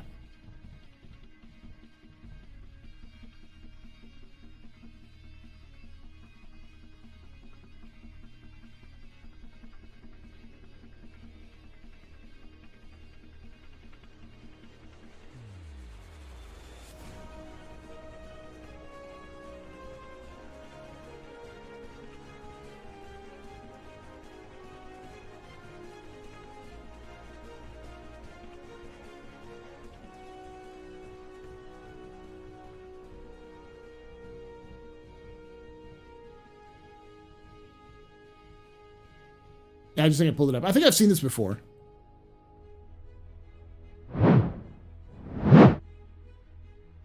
So, do they still play TTRPGs in the 30th century? Not that I know of, but I wouldn't be surprised if they did. There's long travel times in the Star Citizen universe, so it would make sense to do stuff like that. That's a low power intensive time waster, especially since a lot of the Star Citizen universe is still pretty low tech. Not like super low tech, but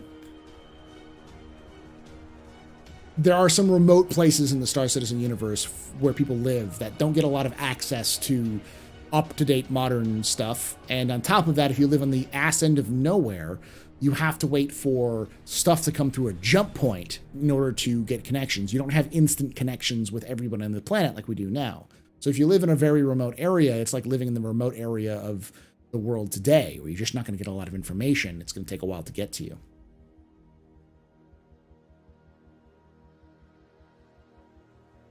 Well, I missed a lot, but I'd miss it. I'd miss it again. A couple of hours of an AI VTuber doing 18 plus memes is well worth it. Jake changed the slug associated with STV to the announced vehicle that was removed. Just the STV being renamed. Okay. Yeah, that's what I'm seeing right here. And then chapter 28 was assigned.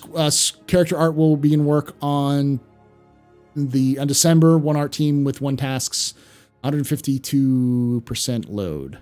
Oof. I believe that's the final chapter, chapter 28. So, and then Shiny Tracker.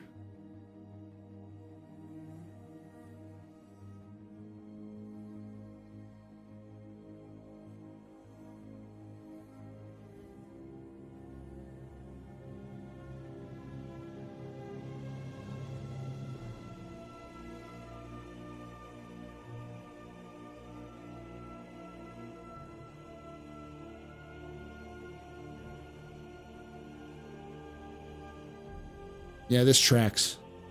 Based off what I've been seeing with the Squadron 42 monthly reports and such. I need my D&D and Star Citizen.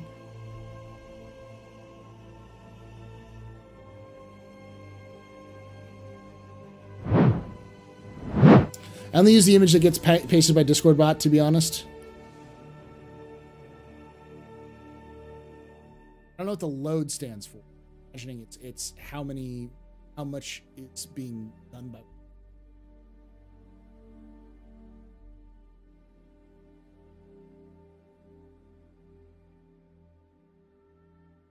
$88 scheduled deliverables being worked on. It's not the full list. God damn it. I'm trying to adjust it so it's not. Can you not hear me? Maybe my connection itself. It's better maybe.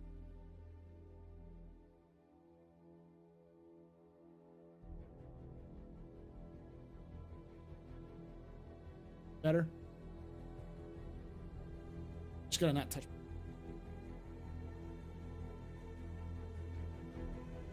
Oh, not better?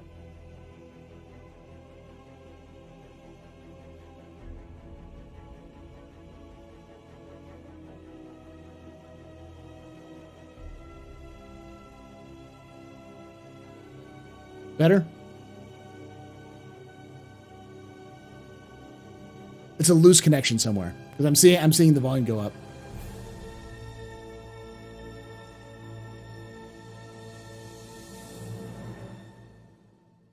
Okay.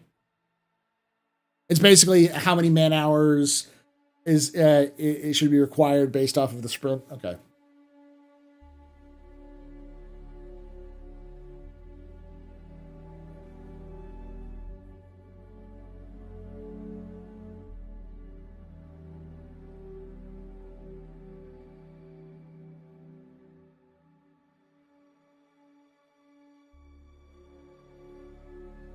Like it'd be more like D&D 420 edition because let's face it, having it go interstellar would make it clear that players can't get much higher.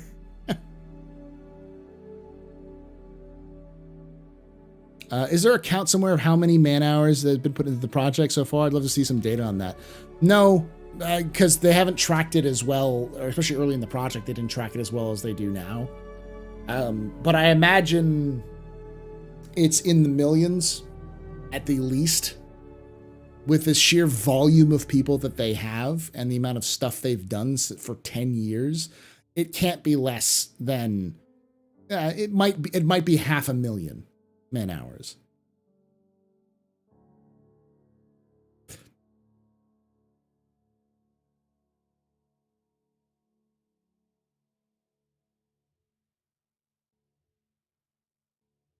But 3.1 is when they first started reporting a lot of it. That's still, you're still missing 0.8, 0.9, 1.0, 1.1, 1.2, and I believe 1.3 before they got to 2.0. And then 2.1, 2.2, 2.3, 2.4, 2.5, 2.6, all the 2.63, and 3.0. That's 3 years of work on top of that. Plus the hanger module.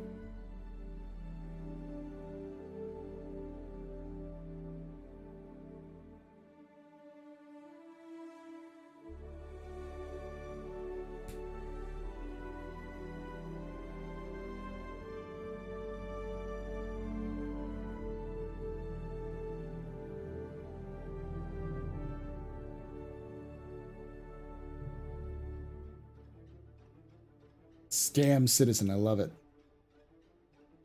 Thank you, Catexon. Nice. It's pretty small. It's not a lot. Carrick waifu. That's funny. I'm not sure this on stream because this is very NSFW.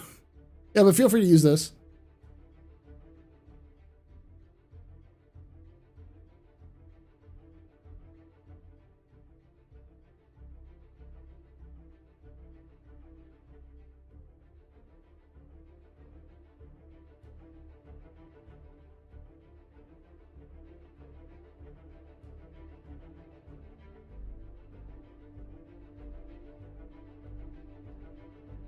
Yeah. Post the raw data to the site, so if people are inclined to look, they can look into it. Yes, CR, how many man hours have been used in creating the verse? To his point, he might quote the classic Tootsie Rolls commercials. The world may never know. 2,000 hours per employee per year.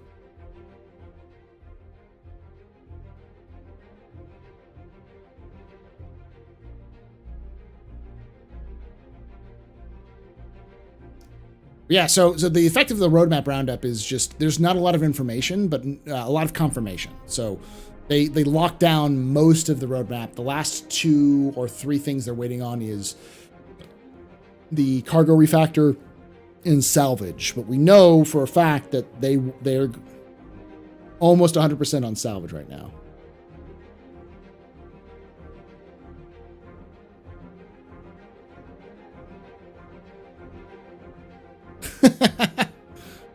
Fishy, you're going to reach some very negative lashback from the Star Citizen subreddit for Star Citizenship waifus.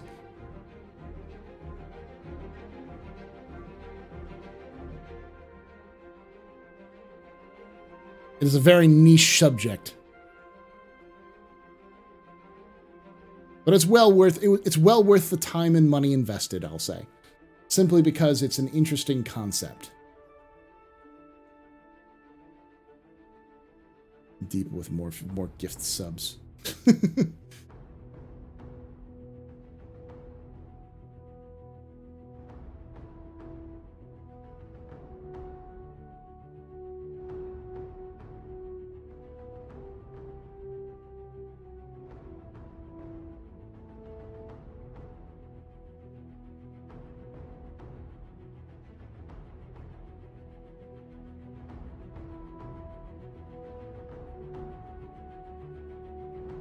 Let it burn! I shall have the waifus. It was a great ISC, yeah. Paul, have a great night. I hope this night was great for you. Thank you so much, Deepa. You cheered my spirits for sure. Thank you so much for that.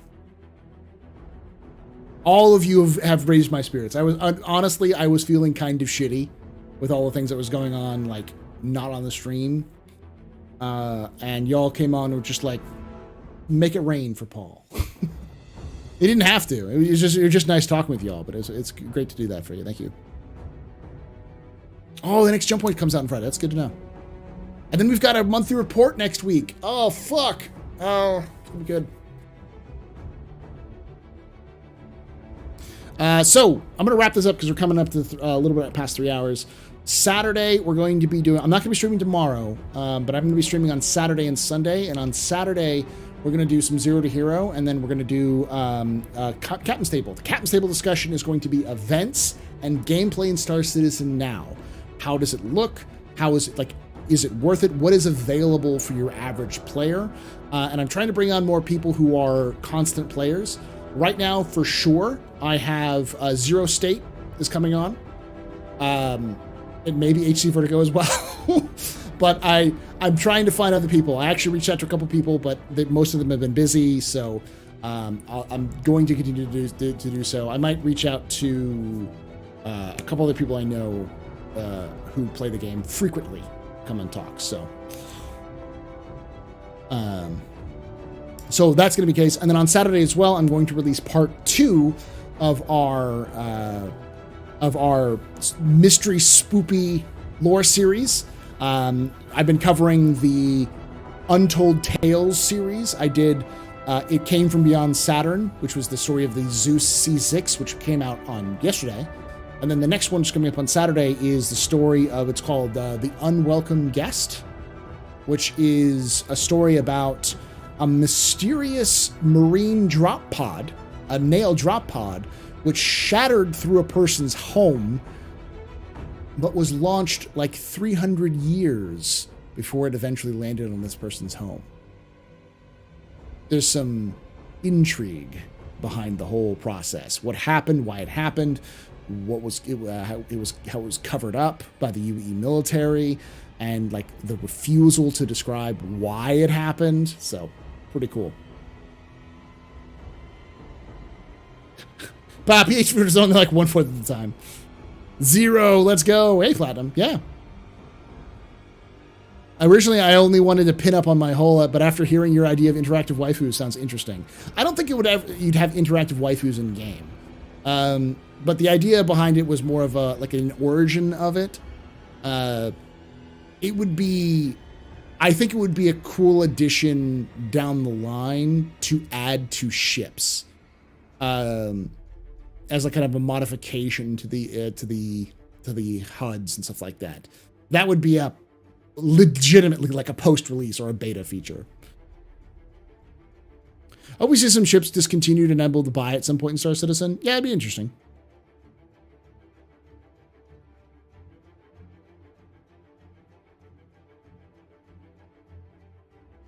Have your attention about what, Celine? Yeah, the ships is the computer voice, but also like imagine like you have the voice, but like as it, but then it pops up like you get a kill. It pops up on like one of your MFDs or on like your like in front of your tracker as like good job, you know, kind of thing to give you like a little high five, you know, like a Cortana type kind of thing. Yeah. The 300-year-old drop pod? Yes. It is very, like, I read it, I'm like, what the fuck? Wait, what? It's an interesting story that we're going to talk about. And we're going to go into the secrecy of the Marines and how they train, their incredibly elite status, and the nail drop pods, the 90 seconds to surface. Which is a very long 90 seconds. 90 seconds that took 300 years. No, Perseus is not a hull limited ship. The Polaris, I believe, is, but the Perseus is not.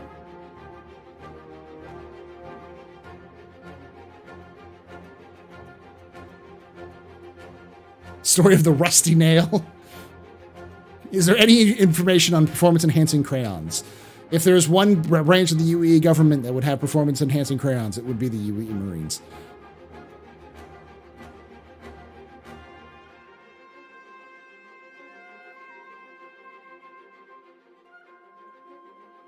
You want to give us the Titanfall AI? Yes. Yeah, I mean, as like, those would be interesting, like aftermarket add-ons or things that you would like cosmetics that CIG could sell. The CIG would sell shit tons of those. Players not limited anymore? Okay. Are the drop pods crayon shaped? We don't know.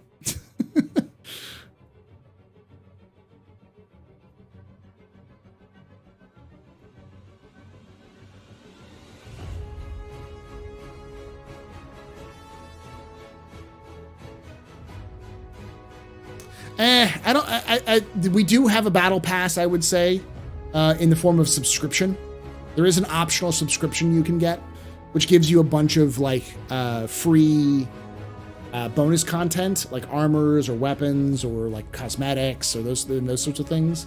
That's the closest we have to a battle pass, which is, you know, not a bad idea. I think expanding the subscriber system to be more in-game focused rather than out-of-game focused would be good for the system itself, while not making it a broken system.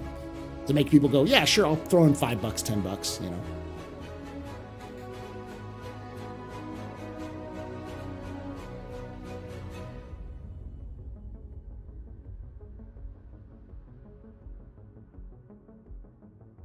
And for those of you who don't know, Titanfall, there was a Titanfall edition you could get for Titanfall 1, which included like customizable voice packs and personalities for each of your Titans that you could get. Which was pretty cool. Let me see if I can pull it up real quickly.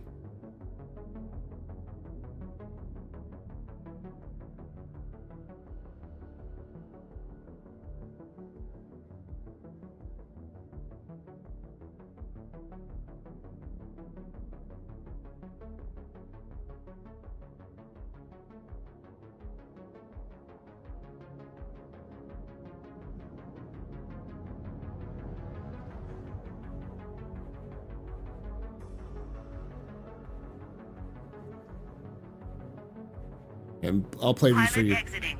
AI mode engaged. AI mode engaged. I'll do my best while you're away. AI mode online. Warning. A hostile pilot is attached to the hull. Warning. Hostile pilot detected on board. Warning. Enemy pilot detected on hull. Transferring control to pilot. Transferring control to pilot. Control transferring to pilot. AI offline. Pilot mode engaged. Welcome back, pilot. I've kept the seat warm for you. Very well. Restoring manual control. Damage core online. Damage core online. Your damage core is ready. Enemy pilot eliminated. Enemy pilot eliminated. Enemy pilot eliminated. You get the idea.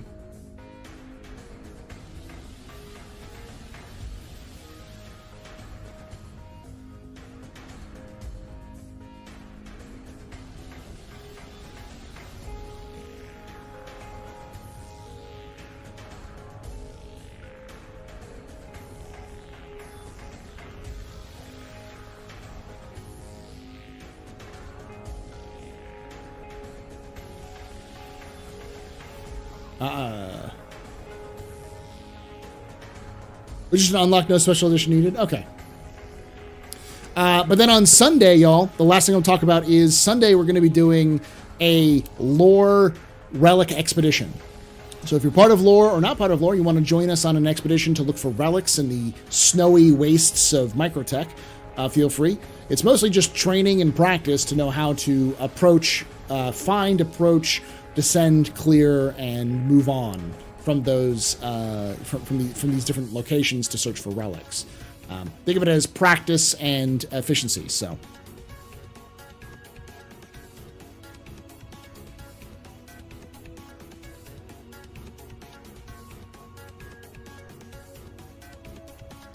Nope, still here.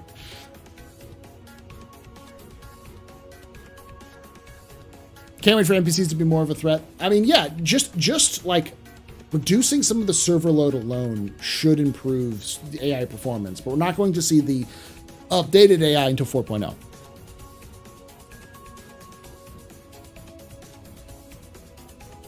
And Gatling guns, lots of Gatling guns. Let's see, there are a couple of different versions. Tactical archaeology, ballistic archaeology, and putting the AR in archaeology. Those are some of those. We love the smell of archaeology in the morning.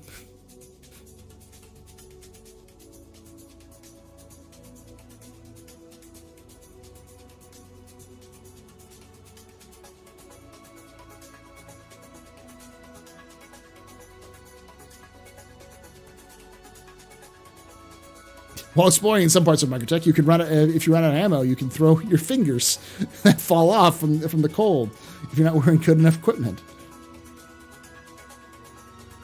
So for those of you who don't know, I run an organization which is kind of in its fledgling form right now. We'll get into more organized in the future, called the League of Relic Enthusiasts, which I just call the League, or Lore for short. Lore is an organization dedicated to finding, retrieving, and securing relics and historical artifacts to eventually be put into a museum that we'll build ourselves for anyone to observe. Everything from the smallest to the largest artifacts will be done. And as we are not a professional group of any way, shape, or form, we're mostly just amateurs. But no one else is going to be preserving this history, so we might as well. We don't really we aren't Indiana Jones in the sense of saying it belongs in the museum. What we say is it belongs in our museum.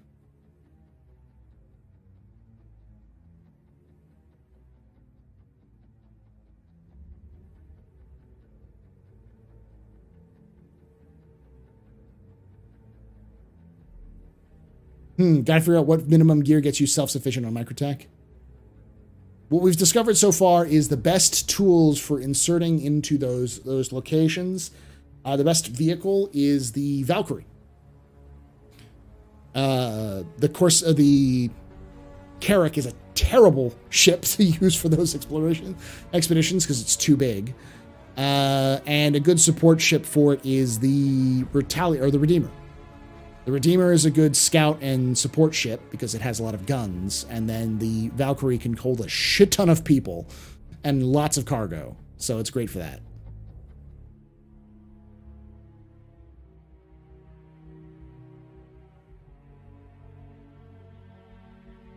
That's the whole concept behind it is like I'm already the Astro historian on YouTube, so why not take that content and bring it towards bring it towards the game, especially since we have it in game now. It's not worth much at all, but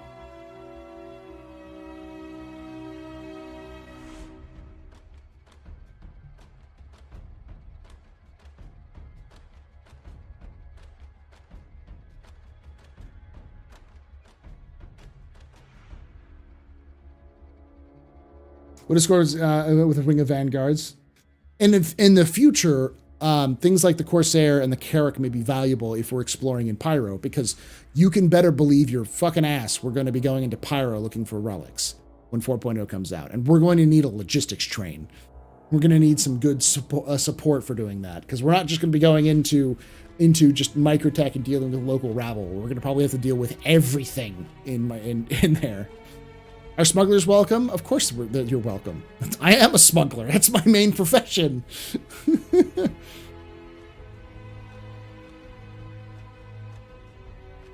Although my liberator's taking jobs. Yes.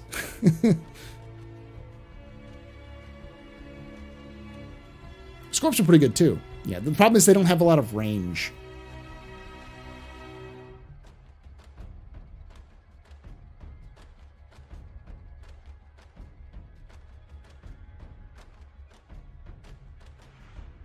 The M2 is a good option. The problem is when you start getting into those sizes, it becomes difficult to deploy. So the Carrack makes a little bit of sense because it has a respawn bed, it has a medical bed, it has a snub fighter, a snub like bay, so you can launch a snub when you're in orbit if you can't get down to the surface, and it has long range. The M2 is good for its range and its durability and has lots of cargo space, but it doesn't really have a snub, and it's like as big as the Carrack in terms of its footprint. And a vehicle bay, yeah. Connies are going to be pretty good for that. The Valkyrie, I think, is still probably going to be one of the best options for it. I just don't know the range on the Valkyrie. It probably doesn't have good enough range for inter-system travel.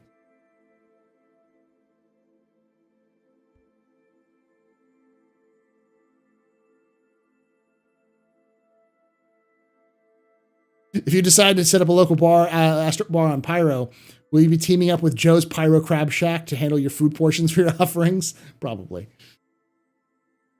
Valks are short range, annoyingly. Yeah, so I don't think they'd be work. I don't think Valks would work very well in Pyro.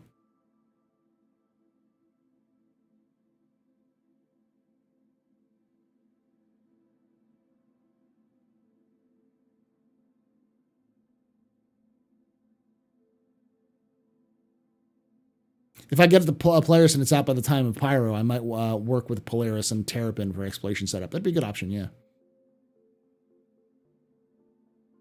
409 a pinch. 400i is good, but it doesn't have a lot of the cargo space nor the crew space. Because like an average lore expedition, especially once we start reaching the 4.0 and beyond levels, is likely in the 50s. With more coordinated efforts of like escorts versus people who will like actively go out and subdue local hostiles versus people who are going to be securing relics and bringing them back. To have like everyone have a nice role to play while the operation happens, because we're gonna need to get good enough at it to descend on a site that's controlled by NPCs, disable them or neutralize them fast, go through their shit quickly and get the fuck out. Because again, 4.0, we're almost certainly going to get reinforcement stages of those places where people will, like, they will definitely have ships coming down. And we already know from AI reports that they're going to have not only ships coming down, but ships can shoot at individuals on the ground. And also ground NPCs will be able to shoot at vehicles in the sky and on the ground.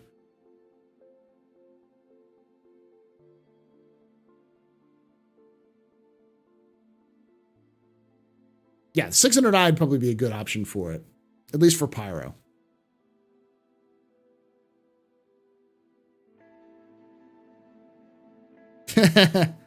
I'm sure the size 10 probes would work well for a Polaris exploration. Yes.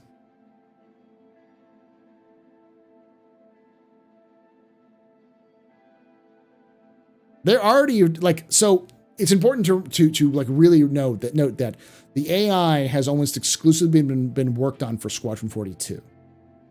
And what we saw of the AI at CitizenCon is like 80% of what they've done.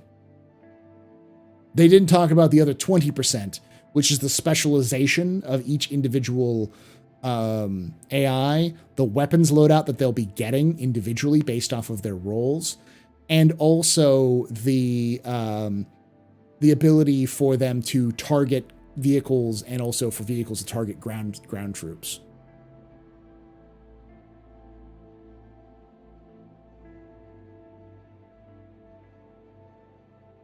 So I've turned into the show, AstroPub. How much of the Gen 12 is coming with 3.17.4 and later with 3.18? Almost none of it is going to be coming with 3.17.4 as far as we know. The only thing that's coming in 3.17.4 is IAE and the Corsair.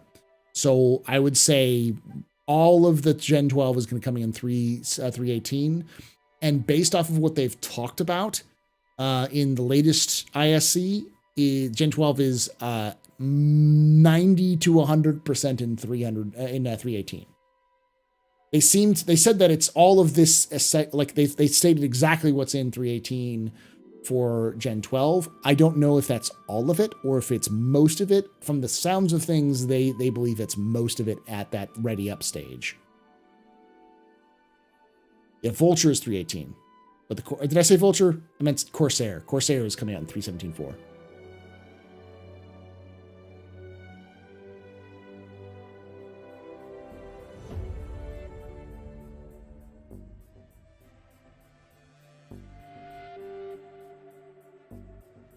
Gen 12 is basically rolling loose. We have some of it already. Yes, but the next editions of 318 is a dramatic shift.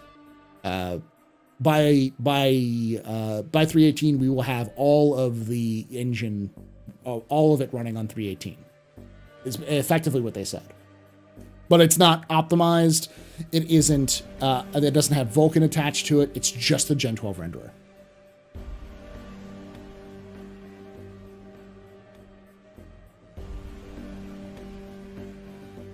Supposedly the Vulture is coming with 3.17.4? No.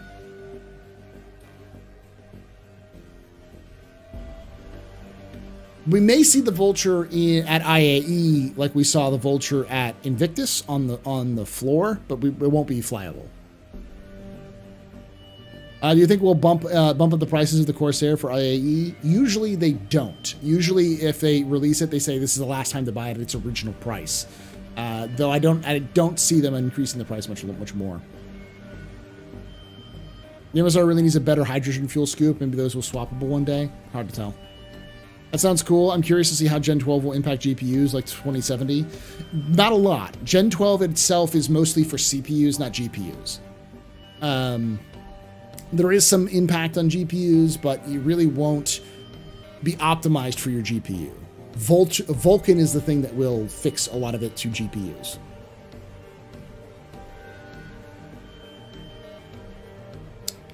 I don't know if Vulkan is... Vulture is definitely in 318, but we may see the Vulture on the floor. Like for those of you who were here for Invictus, we had the Vulture on the floor for Invictus, where you could walk around it and look inside of it, but you couldn't rent it or anything.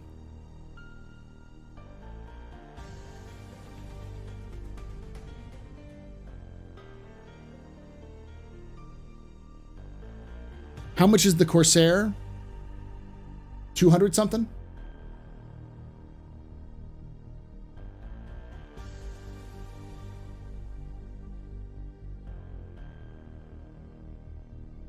$215. Yeah, $215. What price do you see the Corsair hitting then? $215.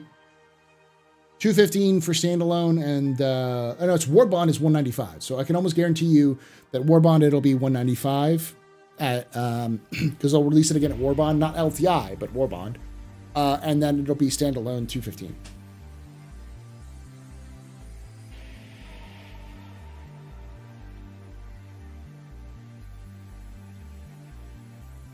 It's also important to note that 318 or 317.4 for IAE is likely not going to happen until November. I think that's going to come out in November 20, probably November 17th through November 27th would be my guess.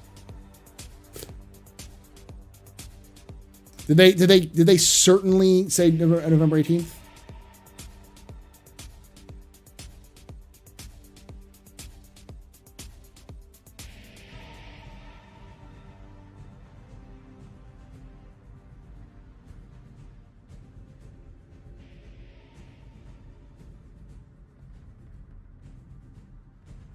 I don't see it going up this IAE, because they usually, when they first release it, they say something like last chance to buy at the price that it was originally sold at. all ships will go up in price eventually, just because CIG will eventually raise the prices of all ships by either attaching packages to them or just arbitrarily over time. Because they've said that the best chance to buy a ship and the best price you're going to get for it is the earliest you can get into it. Yeah, there's no official date that last I saw, and I actually asked Jake, and Jake said that they were not ready to commit to any specific date yet. So, at least publicly.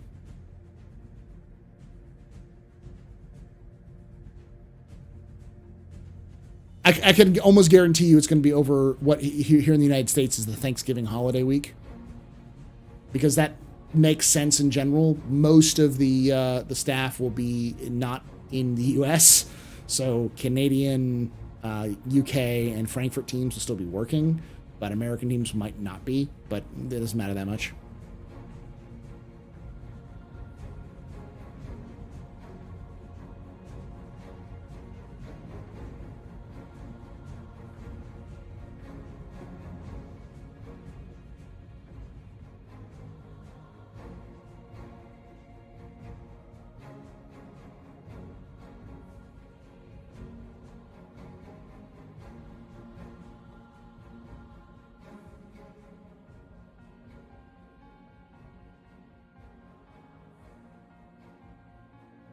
Most of the server deployment still in Austin? Yes, but once it's been put in there, they can automate it.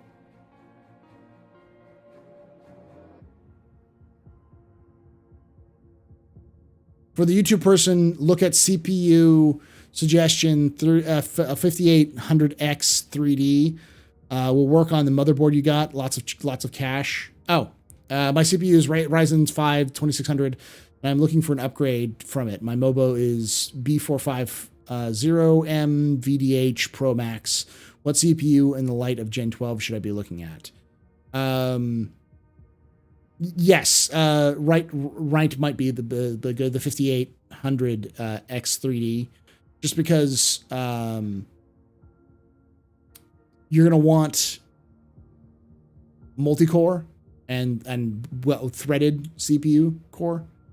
Because CIG wants to try to do their best to dump as much of the processes onto the threads rather than the single core, which is the strength of the AMD chips, is that they are much better at multi-thread. Though that may also be old technology. I haven't really updated my information about that yet. So,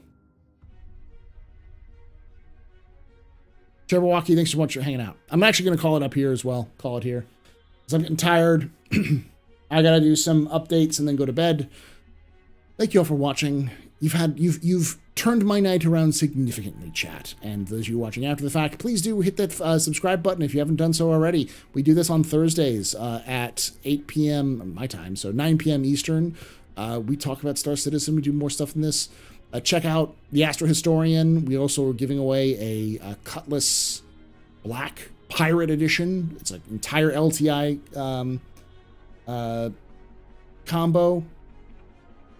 Exclamation point October in chat right now, and if you're not in chat, I'll put the top comment. Just click that link. You just got to be following us on Twitch, subscribe to us on both YouTubes, the Astro Story and AstroPubLive. So, thank you all again, and like I say every night, hope to see you someday in the black.